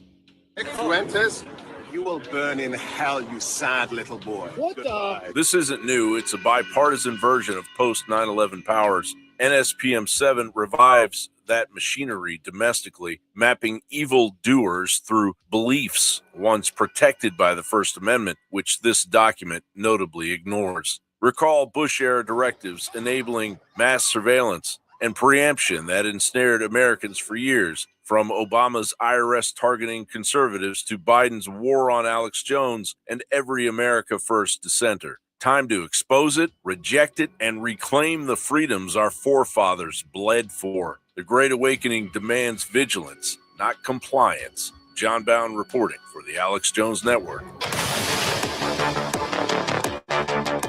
I want to thank the viewers and listeners for keeping it. Yeah, so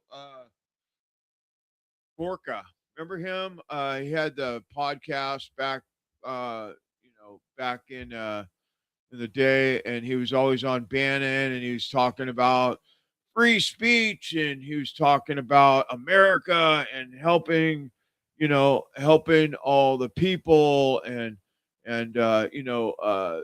free speech is the number one thing, and and tyranny, and all the stuff that he was saying. All these guys, Bongino, same, all these, Cash Patel, Bongino, all these people that were out there talking a good game about how they were going to further the United States from being a part of the solution, are now saying the exact thing that the Democrats were saying about us from 20 to 24, 25, or before that. You go back to 2015, right? They've been, on this, get Trump thing since, when he came down the escalator, obviously.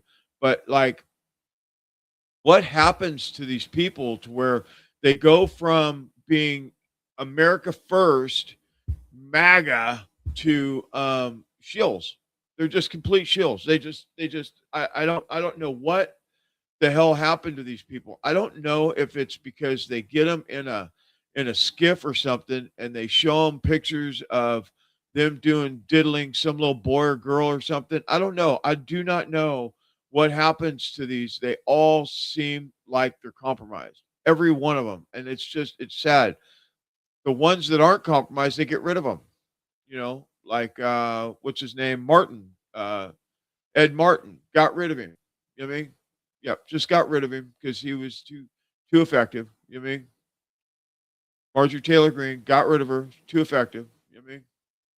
It's just like, whether you like MTG or not, she had Trump's back, dude. 100%. To the point to where she spent her own money to go to rallies to support Trump to get him elected. Like me, I did the same thing. I don't have that kind of money, but I would do everything I could. We did Trump trains in the neighborhood, running through, down through Sacramento and through Carmichael and through Citrus Heights and Roseville, and Trump, big Trump flags, and all that stuff. We did it. We all participated in getting Trump elected in 24. And now look at, I'm embarrassed. Are you embarrassed? I'm embarrassed. I'm embarrassed. I'm absolutely embarrassed. Let's listen to what Alex says about the Gorka. What was his name? Zeb Gorka.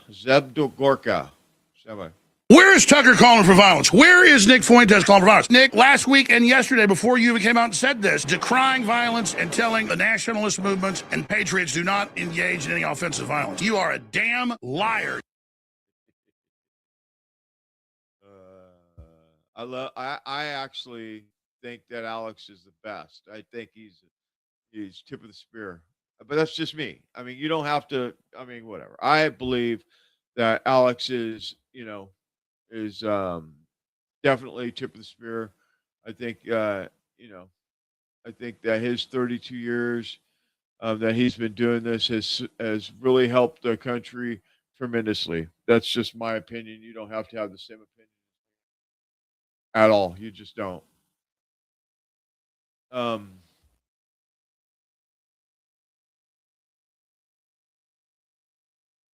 So, oh yes, I'm gonna do it. I wasn't gonna play this, but I want to talk about what I found out after I play. I'm just gonna play the clip. This is the. Nah, should I play that clip, man? All right. Okay. It's the one where they're saying that the CIA raided Tulsi Gabbard's office, but we know it's fake. So, or we don't know that it's real. So let's talk about robots for a minute here. We're gonna get a robot thing.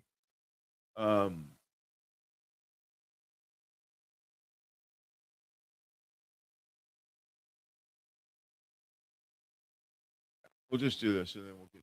I have a bunch of stuff that I want to do, but let's Leah File. She is spot on, and her reporting is just dead spot on. Everything she does, I just think it's great, and she's not hard on the eyes. Stand by. Let's talk about Eric Trump's $24 million humanoid robot contract that they just got with the Pentagon. That's a fraud.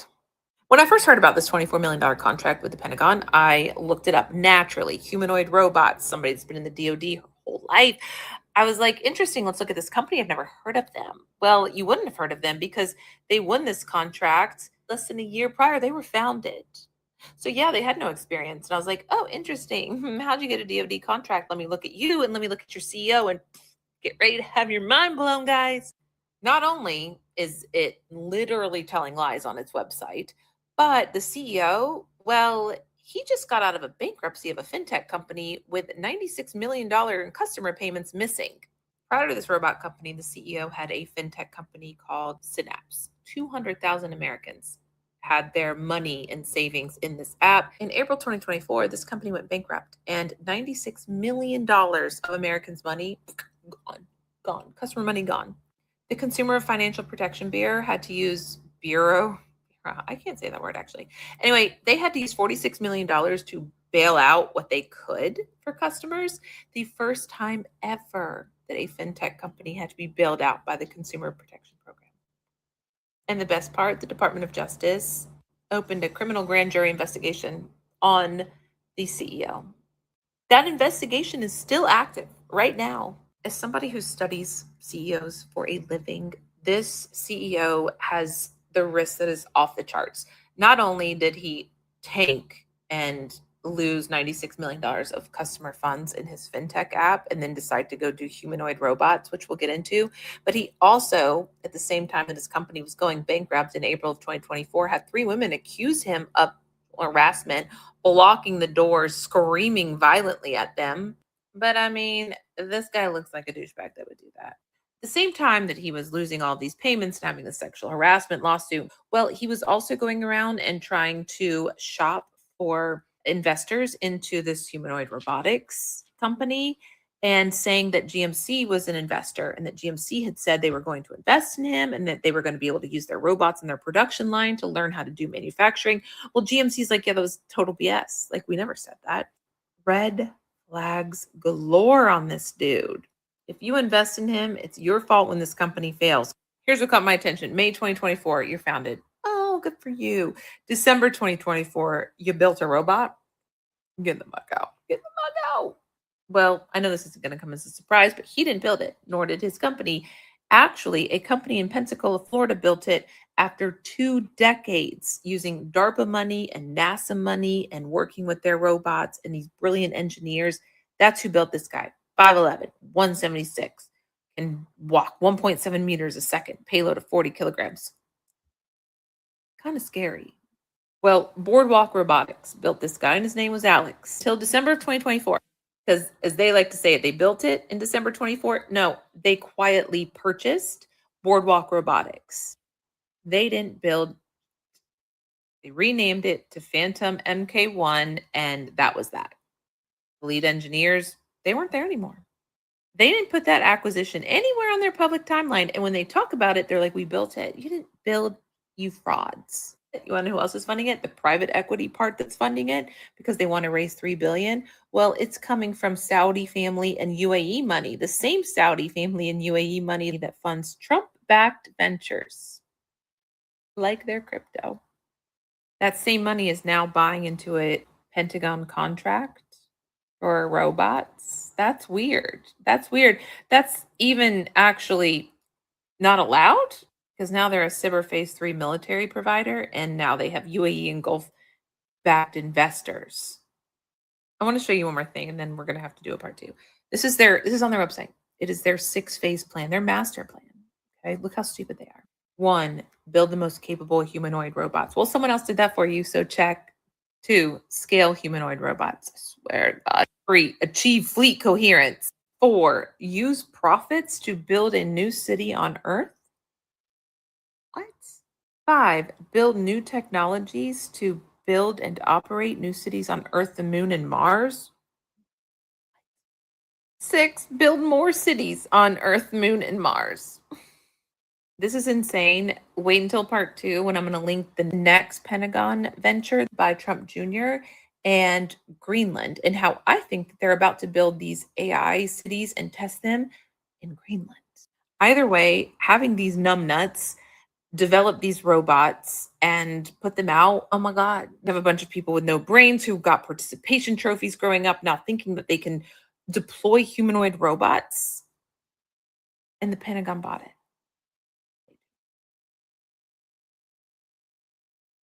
So this goes with the AI and the data centers and the UAP stuff, and it all kind of goes together because if you think about when I was looking into this, I was like, are you telling me that these data centers are going to be part of is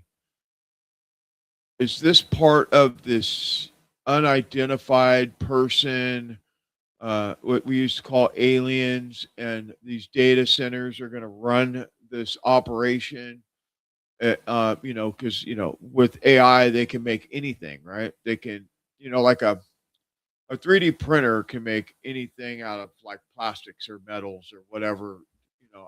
I don't know if 3D printers just do plastic, but you can make pretty much anything with a mold, right? So are you telling me, is it possible that this thing that they're bringing out about these unidentified objects, whether it's a ship or drones or whatever it is, or these people with these long fingers and these square heads or round teardrop heads, and their long bodies and 7 foot tall, 8 foot tall, could this all be part of the same thing that they're doing and I don't know. So I'm asking, I mean, is that part of this? Because it sure does seem like it's been repetitious. It's like boom, boom, boom. All these different new things have came out. And I know AI has been out for a while and it's been developing and getting better and better and better. I mean, you just go on ChatGPT and say, make this image, and it just makes it for you. And it looks better than a regular picture. I mean, everybody's using AI now.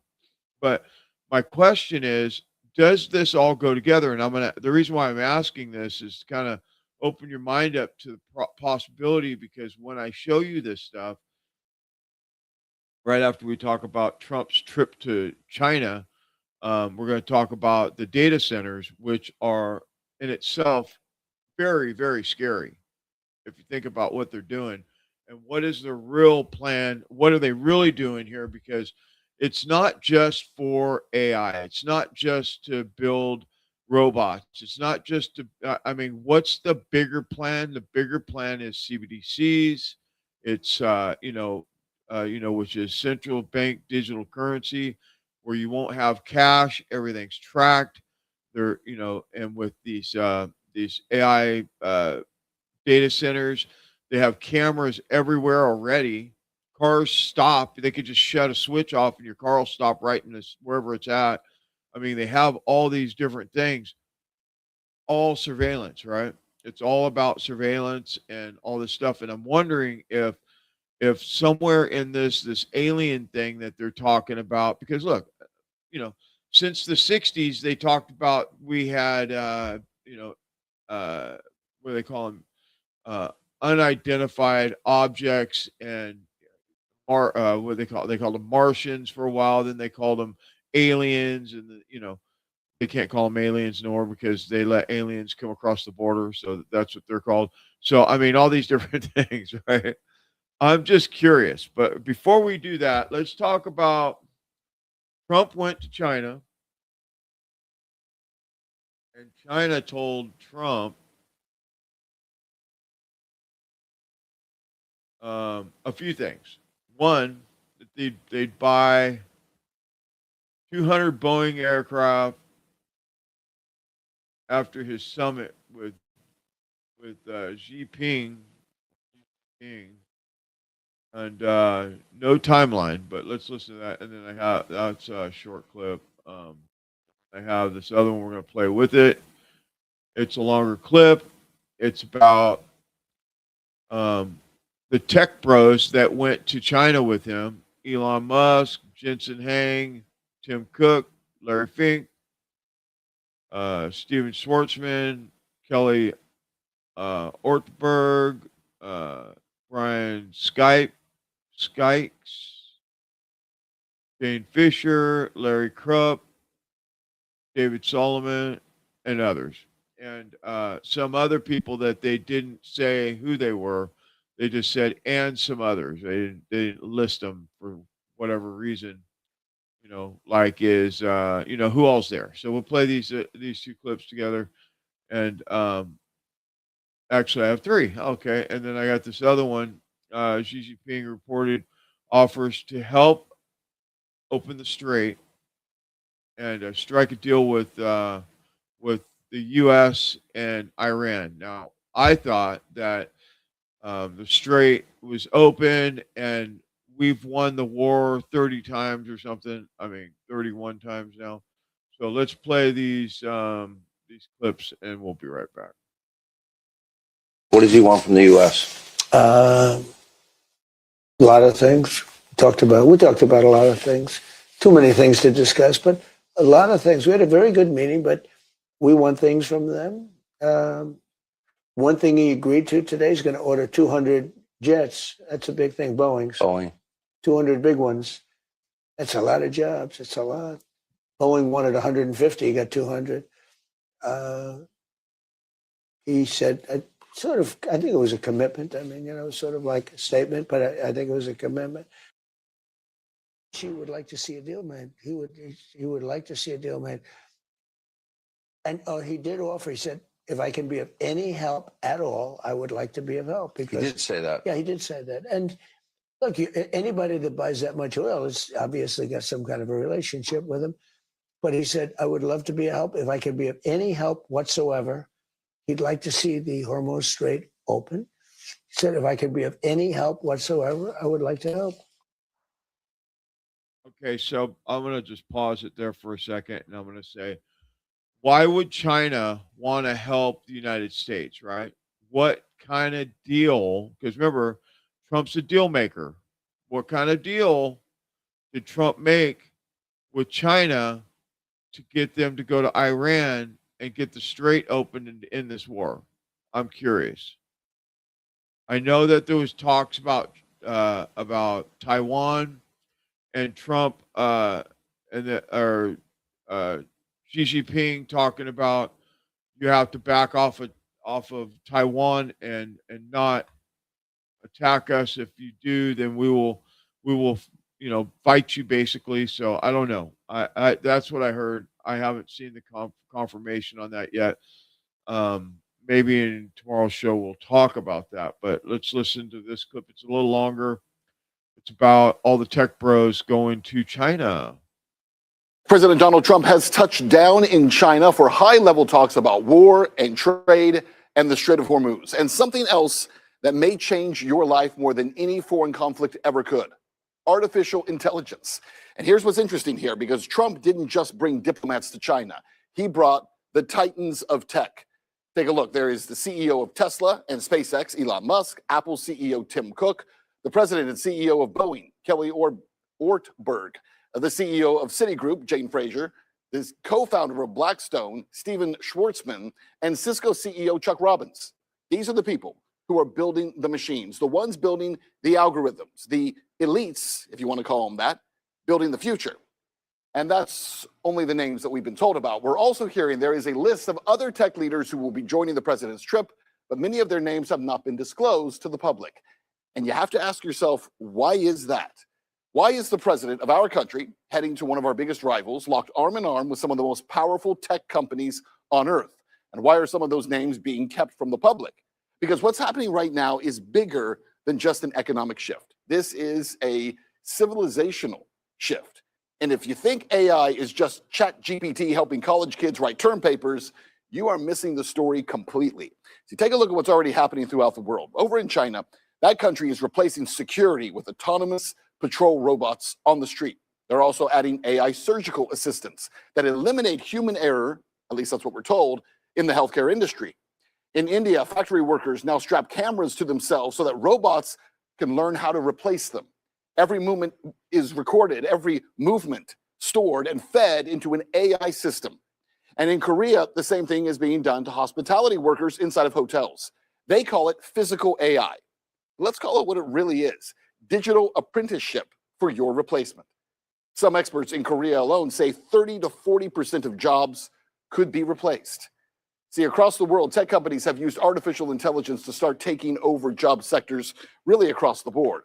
And that's why these tech leaders meeting in China should raise some serious eyebrows here, because what history has shown us is that what's happening across the world will soon take place inside our own country. In fact, it may already be happening. Statistics indicate that the tech industry cut more than 92,000 jobs in the first 5 months of 2026 alone. Some of the very companies we just mentioned, they are traveling, of course, as we mentioned with the president. They also cleaned house. Citigroup announced plans to cut 20,000 jobs, citing AI-driven efficiency gains. Cisco cut over 5,000 jobs for what Chuck Robbins himself said was a reallocation of resources. That's the corporate way of saying the software is cheaper than you are.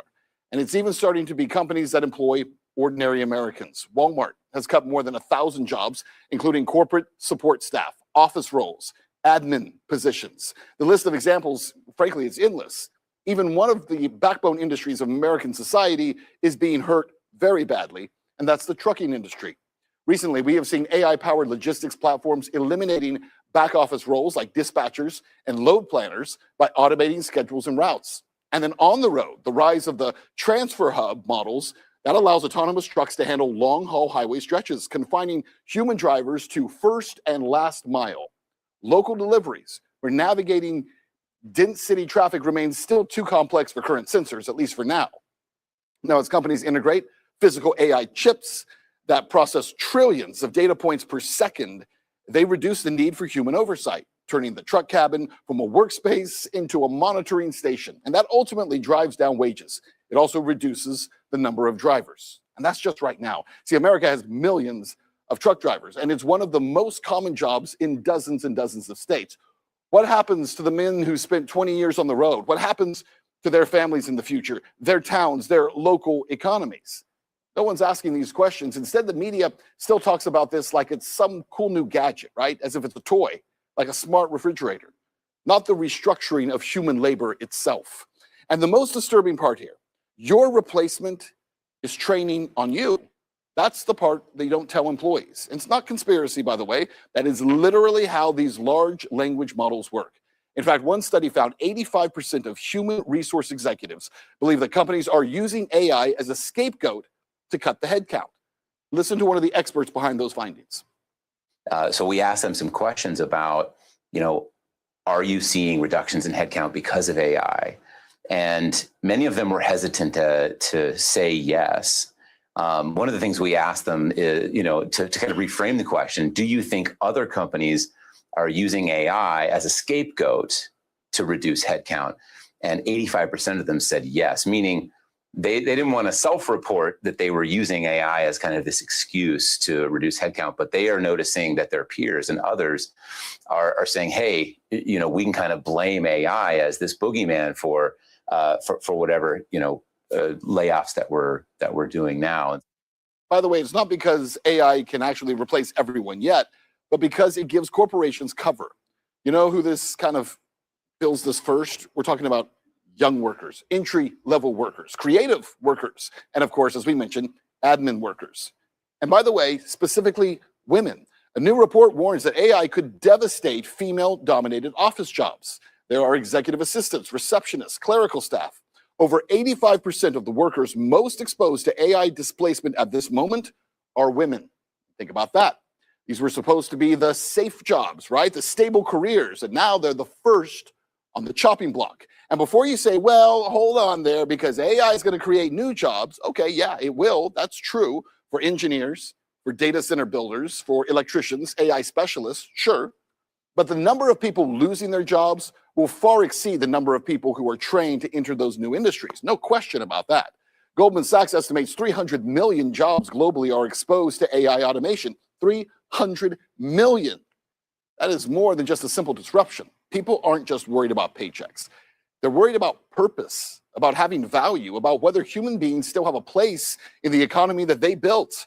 And while regular people worry about whether or not they're going to have a job, the elites talk about AI like it's a new religion. Listen to this. This is one of the big issues of our moment. Will AI create the productivity acceleration that is honestly just hoped for in Washington and in the halls of government around the world as a way to overcome the profligate spending that we're currently engaged in? Like the world needs a savior.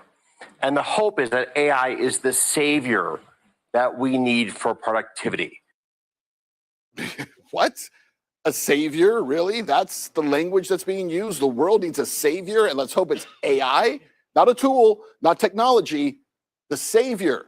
These people talk about AI with the kind of reverence previous generations reserved for God. And that is maybe the biggest problem of all. Because when unelected billionaires start talking about saving humanity through machines, what they're really talking about is controlling and dominating humanity through machines. It gets worse, by the way. The Trump administration now backing what's called Project Stargate. They're putting $500 billion toward massive AI infrastructure projects across America. They say it's about competing with China. But think about what they're really building here. Data centers, surveillance system. It's basically the largest digital monitoring infrastructure in human history. American financier and billionaire Michael Milken says everything about you is going to be digitized and fed into AI systems. And they expect you to cheer for it, clap, call it convenience. We're so glad you're doing this to us. See, but on this show, we remember history and how it teaches us something very important. Every system built for convenience can also be used for control. And it almost always is. And here's the insanity of it all. They say they are building an AI economy that depends on consumers, while simultaneously eliminating those consumers' jobs. So if you do, who's going to buy products when half the country is unemployed? Who's going to rent the apartments or buy cars or start families? It's already hard now. It's going to be impossible in the future. This model collapses under its own weight. Mass automation, and that's even without AI, creates mass instability. And no one in power seems to have a real plan for what happens next. We have AI systems monitoring communications, systems analyzing medical records, AI systems tracking movement, flock cameras watching you in your car and detecting what it thinks you're doing, AI systems learning human behavior and anticipating it, and governments partnering with the biggest tech companies on earth to build it all. Yeah, that's scary, man. That's not good. So, when we talk about this whole AI thing, it's bigger than like what Ben Swann was saying. If you're not following Ben Swann, you should definitely check him out because he's got a lot of good information. But if you think about it, just think about what you're up against with the AI model and and these data centers and the current robot that that's going to take over your job. You seen what they were doing in India? They put cameras on them so they could teach the AI model how to do your job, so they can get rid of you and have an AI model or a robot do your job. I mean, that's what we're talking about here, and I mean, it's crazy. The automation, yeah, and you know what? If you're like a engineer or something like that, this is great for you because you're never going to be without a job because you just keep doing programming, right? But for the regular person that works at whatever, the grocery store or an office somewhere, they're getting rid of all those jobs and using AI to fulfill it. So we're going to get into this right now, but before we do, I want to remind everybody about Palantir. Palantir, remember that? Remember Palantir, part of the AI model, part of this tech bro thing. They talked about how Palantir was very small, and it's just a small operation that they're going to bring on to do all these cameras and all this stuff and data mining and all that stuff. And listen to what happens when Theo Vaughn's talking about it with Tucker Carlson. Isn't Palantir? They're going to do our data now, aren't they? Aren't they going to? I don't know. Oversee us? I don't know. I see a lot of people referring to that, but I'm just going to have to plead ignorance on the. And this is details. allegedly, but there's articles that allege that that they have weapons attached to drones and that they're able to figure that out. Palantir Technologies holds multiple major contracts with the U.S. government, particularly with the Department of Defense, highlighted by a recent U.S. Army enterprise agreement valued up to $10 billion over 10 years. Let me see. Consolidating 75 prior contracts into one for software and data services to boost military readiness. Now, just keep it. That looks like it's from Wikipedia, which is obviously controlled by CIA. This is Perplexity right here. What's that? Perplexity is a company that advertises with us. It's an AI. Oh, really? Yeah. Oh, good. Yeah, so that is interesting. So it's not just the bigger conglomerates of the data centers and stuff like that that's doing this. Even the smaller ones like Palantir, which, by the way, I bet you in the next 5 years, Palantir is going to be as big as any of the other companies that do the same thing. I'm sure, And again, if you're an engineer, you're in good shape. If you're an electrician, everything's got to be, everything has to be wired up. So you're good. If you're an inspector, you're good. But everybody else is going to be screwed. And it seems like it's coming down faster than anticipated. Watch this. I'm going to show you some stuff right now. I think I'm going to start with Candace, and then I'm going to work backwards a little bit because I think the information in this is very, very, very, very scary when you look at it. So stand by. That's what's happening. But the question is, to what end? Okay, what is the actual goal? Trump needs his ballroom, right? There's just got to be more done to stabilize things, and that's his ballroom. And I think we may have found the surrogates. I think they might be right here, guys. Just call it a gut feeling. Anyway, the ballroom is not something that should be ignored because this is not about a ballroom, obviously. This is about the next step, right? Phase 2 is the communication, the events, you have the communication, and then ultimately it is intended to be ushered in for humanity. And I think it's pretty obvious that it's data centers, right? That's what they want. Trump doesn't care about a ballroom. He can do events wherever he wants. The data center beneath the ballroom. That's what they're suddenly pushing, by the way, all across America. You've seen the headlines. A data center intended to be twice the size of Manhattan in Utah. Here's a headline in The Guardian. Irresponsible. Someone claims, the people are claiming a backlash as Utah approves a data center twice the size of Manhattan. a plan to create one of the world's largest data centers. The gargantuan project spanning an area more than twice the size of Manhattan has provoked a furious public backlash in Utah amid concerns over its vast energy use and impact upon the state's stressed water supplies. The Stratos Artificial Intelligence Data Center footprint will cover more than 40,000 acres over 3 sites in Box Elder County in northwestern Utah. The facility will require about 9 gigawatts of power, which is more than the entire state of Utah currently consumes. And it's going to suck up a significant amount of water in an area that has been hit by severe drought in recent years. Last week, the project was approved by the county's commissioners, despite thousands of objections lodged by Utah residents. Joke's on you, Utah residents. They will pay off these politicians. They don't care about you. You are something to be managed. There are people that are corrupt. They will pay them off. We don't care how much you protest. You're getting these data centers. That's what happened here. It goes on to tell us that the proposed project is backed by Kevin O'Leary, the venture capitalist who appeared on the TV show Shark Tank. O'Leary has claimed that Stratos will deliver thousands of jobs. That's what you get. We're going to get data center, probably a few more droughts, but there will be jobs that you should expect. And you should want those jobs if we're going to compete with China. That's the pitch. You're going to compete with China. No, I think what's happening is our government is competing with China to create a surveillance state happening. Right. Tells us that, like I said, 4,000 people lodged objections to the project being approved.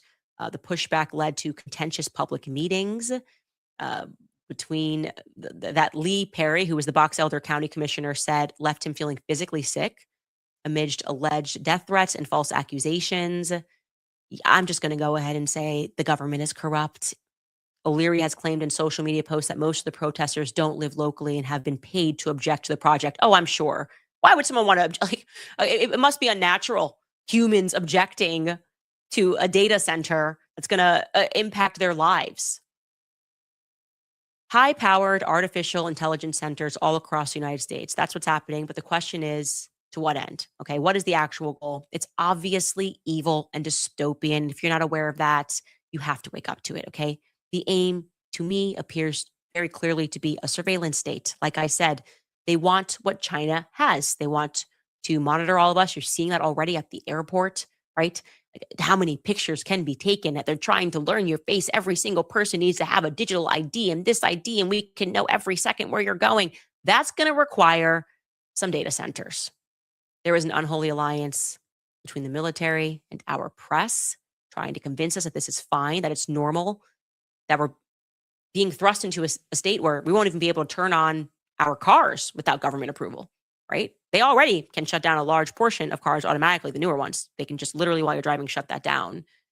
But they want more. They want to know where you are every second of every day, what you're thinking, what you're writing, who you're speaking to. Listen to this conversation that Kevin O'Leary had with Tucker Carlson about his investment in that Utah data center. I mean, it seems like AI will make it possible to know what every American is doing at all times. Correct me if I'm wrong. I would say that's not AI that's going to do that. I would say now with the amount of high resolution video and surveillance that is built into every street corner, that's how they solve a lot of crimes. Now, if you don't like do they that, solve a lot of crimes? Has the well, they do. They do. Has the closure rate for murders in our big cities, like what percentage of murders are in New York City or Chicago or Detroit are solved? I don't track the pretty low, actually. Yeah. It's lower in this country than the point is surveillance is a great issue, but the enhancement of surveillance with AI tools is how you now walk through the Dubai airport, and you also walk through some airports here in the U.S. Facial recognition technology has finally got to the resolution using AI's tools. It's going to run through your data center. There'll be pictures of all of us in your data center. Every data center. But right. So you don't. But how does it make it freer? You don't have to opt into that program. By the way, I do it for convenience. I'm not hiding anything. Well, it's on street corners, as you said. So it's anytime you're in public, your face is being surveilled. Yes, by the US it is. But I'm not. Doing nefarious things. I'm not a criminal and I'm not stealing any money from anybody. So the definition of nefarious changes, as you know. I mean, hundreds of thousands of American citizens were sent to concentration camps by Franklin Roosevelt because they were Japanese. Correct. So in And there 1940, it was not a crime to be Japanese. In 1941, it was. So the definition does change, as you know. It's true. So you could have those concerns, but I ask you again, Tucker. I do. And I know you do, but I ask you again, and you haven't answered my question. Do you want the insurance policy or not? Would you, with all of the nefarious concerns about AI, which outcome do you prefer as an American for your family? Would you prefer all of us that are developing these data centers put down our shovels and stop while the Chinese accelerate theirs? Would you like that? Yeah, because I don't live in China. So you can just move to China and compete with people in China. That is what makes the most sense to me. Instead of turning America into China. Yeah, so very, very interesting that this data thing has taken off in the last in the last 6 months. It's been full on everything talking about data centers. And I don't know if this is another one of these things that they're putting the carrot before the carrot before the stick or whatever. I don't know. But let's dig into this for a minute here. Let's check out this Greg Reese report about AI data centers.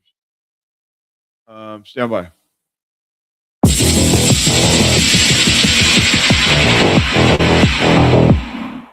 The AI data centers in America have already become hugely unpopular.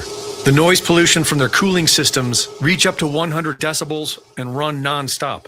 They are drawing down aquifers in areas that are already in short supply, turning the water brown and tainting it with a disinfectant smell. And there is no benefit to the local community. A U.S. Chamber of Commerce report found that each data center provides about 157 jobs.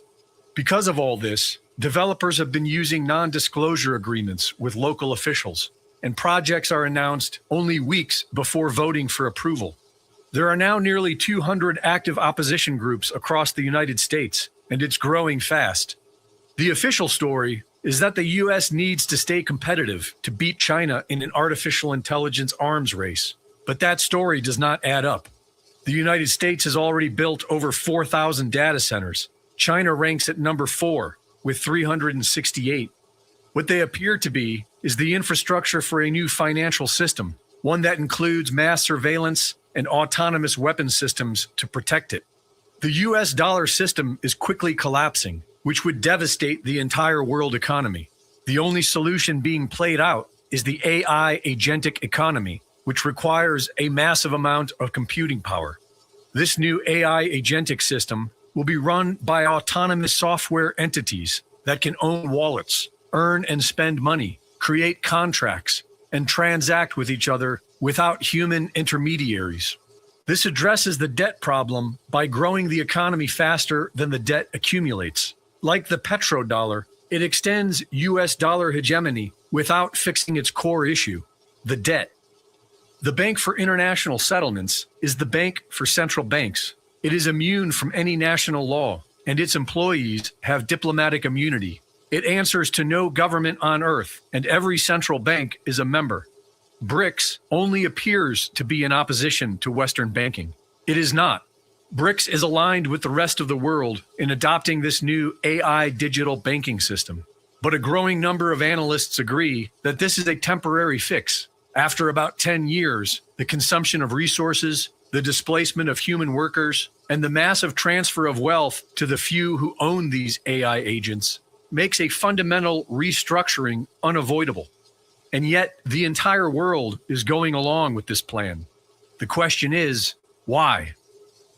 As we covered in last week's video, the New World Order, the emerging unipolar world is preparing for a major geological event that is expected to be catastrophic for the United States and beneficial to Russia. In the United States, data centers are being built inland and on elevated land, away from the coastlines. This is where all vital U.S. infrastructure is being moved, and is where billionaires are buying up acres by the millions. China is building their data centers inland and high above sea level. over 1,200 kilometers from their main user bases, who have been complaining about latency and security. China has also built ready-to-occupy ghost cities at high elevation, deep inland, and on geologically stable platforms. And they are now using economic incentives to move its population into these cities and away from the coast. Russia's official government plan explicitly states the opening up of new land for agriculture and easier transportation of goods in the Arctic as positive effects of an expected pole shift. They are spending billions preparing for it. They have passed dozens of new laws aimed at stimulating economic growth and encouraging migration to the Arctic, including free land grants, subsidized mortgages, and other social benefits for those who make the move. Russian scientists have concluded that 13 million square kilometers of currently frozen territory will soon thaw and become the center of Russian civilization and a land of great opportunity. Russia is not frantically building data centers. They are passing homesteading laws and preparing for a windfall of new landmass. The expected catastrophic geological event is the most elegant explanation for all the chaos happening on Earth today.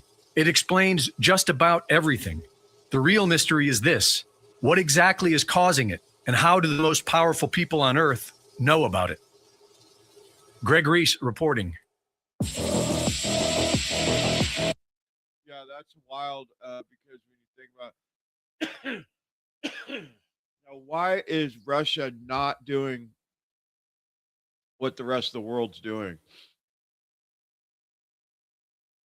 Are they onto something that the rest of the world's not onto? They're creating homestead laws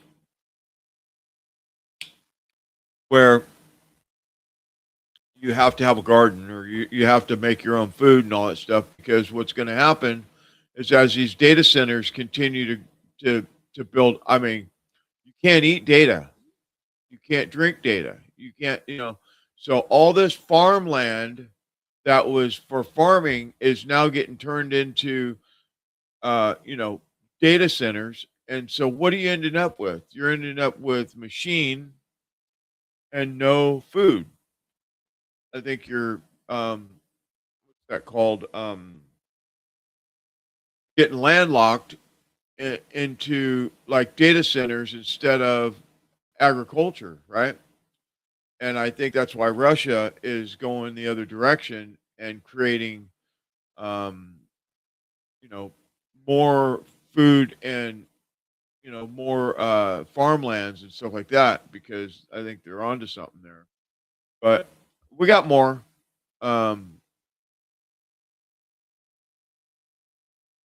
AI data centers. Whether you think it's a great idea or not, just listen to what Mike Adams has to say. Stand by. Energy Information Administration now says it wants to force data centers to report how much power they're using. Will it do any good? Tells you something very important, though. The government may not even fully understand the scale of what's already being built. At least one hand in the government doesn't know what the other hand is doing. And that should maybe not surprise you, but it should terrify you. We're seeing the impacts of growth without restraint. And now people are starting to realize, folks, this isn't just the future. It's a corporate takeover of your physical space, a corporate takeover of water, of power, of land, of communities. And the costs are being dumped directly onto you, on your electric bill, on your water supply, on your property value, on your quality of life. All so that big tech can build the backbone of the AI economy, the same economy that plans to eliminate most of our jobs and most of our futures. This AI story, it's all over X, it's all over Instagram, and despite what Kevin O'Leary wants to pretend, it ain't the Chinese that are pushing it. It's Americans who are saying, what is going on in my community? What is happening to my electric bill? And why am I being forced off my property because some American oligarch wants to build a massive data center that's using more energy than the rest of the state?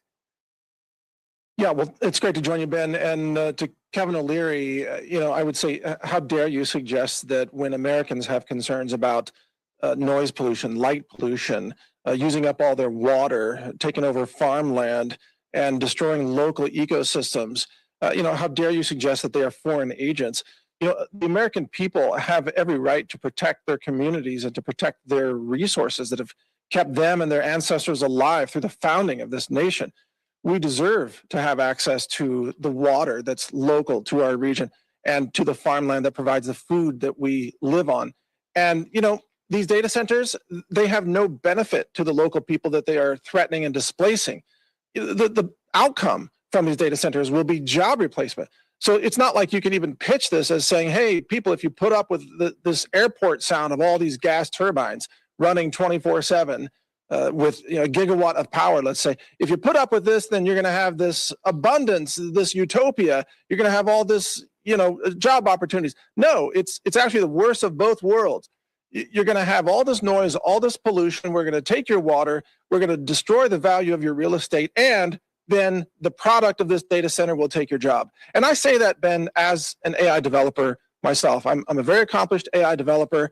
I support the overall technology of AI when used for humanity. But what they're doing with these data centers, this is a threat to humanity. Yeah, and it's all about surveillance.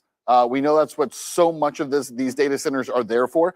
But I think you're making such an important point, right? Which is that for the American people, what's in it for us? There's nothing. There's nothing good that's going to come from that. Thomas Massie had put forward a bill recently that made it illegal. It would have made it illegal had it become law to build AI data centers on farmland. And he says you can't eat AI. And it's so true, right? There is this huge disconnect between what is good for the American people and what is good for this kind of tech oligarch world that continues to consume all of the resources, and they're consuming up all of it. Feels like they're consuming up humanity. That's what it feels like they're doing. There's no jobs in the future because AI is going to take all the jobs. It's going to replace so many people. It's going to replace massive amounts of our workforce. It's not necessarily making our lives better in the long term, but in the short term, it's having these dismal effects on people who right now are barely making it. Yeah, and if you listen to the top tech company CEOs and tech leaders, they will tell you that what they're seeking to do is to build artificial general intelligence, or AGI, that can replace most cognitive human work, which would be office jobs, but also lots of customer support jobs already being replaced. But I'm talking about even jobs in the legal profession, the writing profession, filmmaking profession, etc. Anywhere that there's human intelligence at work, their goal in the tech space is to replace that. And they don't care that they displace you. And by the way, with humanoid robots that are powered by these AI systems, which will take a few more years to fully mature, they will also replace a significant amount of human labor, including agricultural labor. So we're talking about the displacement of tens of millions of jobs in the United States over the next few years between now and 2030. And yeah, so displacement of jobs for robots, and what will you do when they tell you to train this model with the thing on your head, with the camera on your head, so you can train them how to do your paperwork, or maybe you're a cook and you're training the model so that they could have a robot do the work that they can have them work 24 hours a day, or 12 hours, or 15 hours, or whatever, until their battery runs out, right? And then they switch it out for another one. And as where we have labor laws where we can only work a certain amount of hours in a day without being paid more money after, and all that stuff. Like, what is this really about? So let me finish this off here. I got one more clip. I have one more here. Data centers, stand by. so how are you going to afford to move if they've destroyed the value of your real estate because they've installed 50 gas turbines that make it so no one wants to buy your property? How are you supposed to afford to move? Because the value of your real estate has collapsed. Your water is contaminated. The wildlife that used to exist around your home have either fled or been killed off because of the noise pollution and the heat. There's so much heat pollution. That data center that you mentioned there, Ben, is reportedly going to be producing as much heat as 23 atomic bombs every single day in the middle of the Utah arid area, right by the Great Salt Lake. That's a tremendous amount of heat that will impact condensation cycles that wildlife depend on. So everybody that supports life, whether it's human life or ecological life, should be opposed to the location of these data centers near natural ecosystems or human communities. Absolutely. Staying with Kevin O'Leary for one more minute, because there's some other people who I think we can talk about. But the fact that he would make these ludicrous statements about, oh, we should be doing a forensic audit of all the finances of everybody who stands up to him, everybody who says something about it. He's going to go through their bank accounts and figure out whether they're paid by China. What he is ignoring is the fact that he pointed out we had this unanimous vote by the council, the county council. That's absolutely true. It was a unanimous vote. But what he leaves out is the hundreds of people who showed up in protest, who live in that community, who showed up to protest the unanimous vote. And the fact is this, if you watch that video, and I'm sure you've seen it, it's been all over the internet, this video of again, hundreds of people in a absolutely packed auditorium where this vote is taking place, they are chanting no. They are yelling shame at the county commissioners. And the county commissioners are not representing the people. They're not representing the community that turned out and said, don't vote for this. It's not good for us. And so he got a unanimous vote of a bunch of people who are probably on the take to say, yes, we'll do this. We'll sell out our community and we'll give Kevin O'Leary whatever he wants. But this is happening to so many. Rick Perry, the former governor of Texas, he is one of the major partners in a massive one that's being built. I think it's 5 miles long in Texas. Ted Cruz, I believe, has bought into one of these. So some of the most powerful people in our society are a part of this, and the average person just has no shot of standing up to it. That's right. The people get steamrolled by big tech that will roll in with teams of attorneys that will threaten the local counties or cities that are involved, threaten the zoning authorities, etc. They also make them sign NDAs so that there's zero transparency and the people aren't allowed to know who are the tenants, what kind of research is going to be conducted here. Could this data center possibly be considered a strategic target by Russia or China? Does this put our community in danger of receiving an incoming nuclear weapon in the future because this data center is running some autonomous Skynet kill system for the Department of War? None of these questions are allowed to be asked. It's a total black box of death. I call them, I'm starting to call them not data centers, but death centers. And again, I'm not opposed to putting these in orbit, Ben. Put them in orbit or put them in a completely dead desert somewhere. There's even floating data centers that you can put in pods on the ocean where they're not going to disrupt human life or natural ecosystems on land. I'm not opposed to data centers per se, but where they're putting them and how they're destroying the resources that humans depend on in order to live, this is extremely destructive, and the backlash is growing, and it's going to continue to grow until this is stopped. Yeah, so pretty scary, man, when you think about it, that we're ending up in this new tech world where everything's going to be automated and it's going to push you out of your job. And it's going to, I mean, I get it. You know, on one level, you know, it's great for the engineer that's building this model and all that stuff. But for the regular everyday person, it's horrible. It's just, I don't know how to get away from it because it sounds like it's just something that's going to happen anyway, regardless of if you want it or not. The money's going to take over the person that can't afford to, fight it. You know what I mean? And then we're just going to end up with this. This is just what we're going to. And it's sad. It's a very, very, very sad that this is where they're taking our country, our world. And our children are going to have to, live in this, whatever the hell it ends up being. It's just, I don't even know what to say. I mean, really, this is probably one of the biggest problems that I see. And, at the end of the day, you think about why isn't the people that are in charge stopping this? Instead, they're all in China, working deals with China to go completely automated and with AI tools to, run the world. So I thought I thought it was, 20 years, 30, 40 years, but it's right now. They're doing it right now. I mean, you go on Chat GPT and just about do anything that you could think of right now in 10 seconds. It's crazy. So anyway, sad days, man. They sold us out. They really did. They sold us out. They sold us out for money. They sold us out for fame and fortune and ego.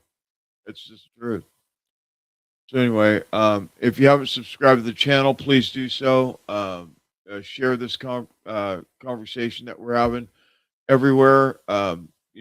Open source. You can use any of the information that I have. It's yours to do what you want with it. You don't have to ask me to rebroadcast or take clip pieces out or whatever. I appreciate if you would. And all I ask is that you would copy me in the, that's all. Thank you for being here. God bless you all. I'm hoping that this is gonna. I don't know. This is a bad one. This is one of those really tough ones. I don't know how to respond to it yet because I had no idea that this was this bad until I started doing research into it, and I'm like, wow, this is crazy. This is gonna tear up humanity. Is what it's gonna do. It's gonna put so many people out of work. It's gonna put it's just man. Can't believe that we've allowed these people to do this to our world. It's not even just the country, it's the whole world. Anyway, God bless you all. We'll see you tomorrow night. Be safe out there. All right.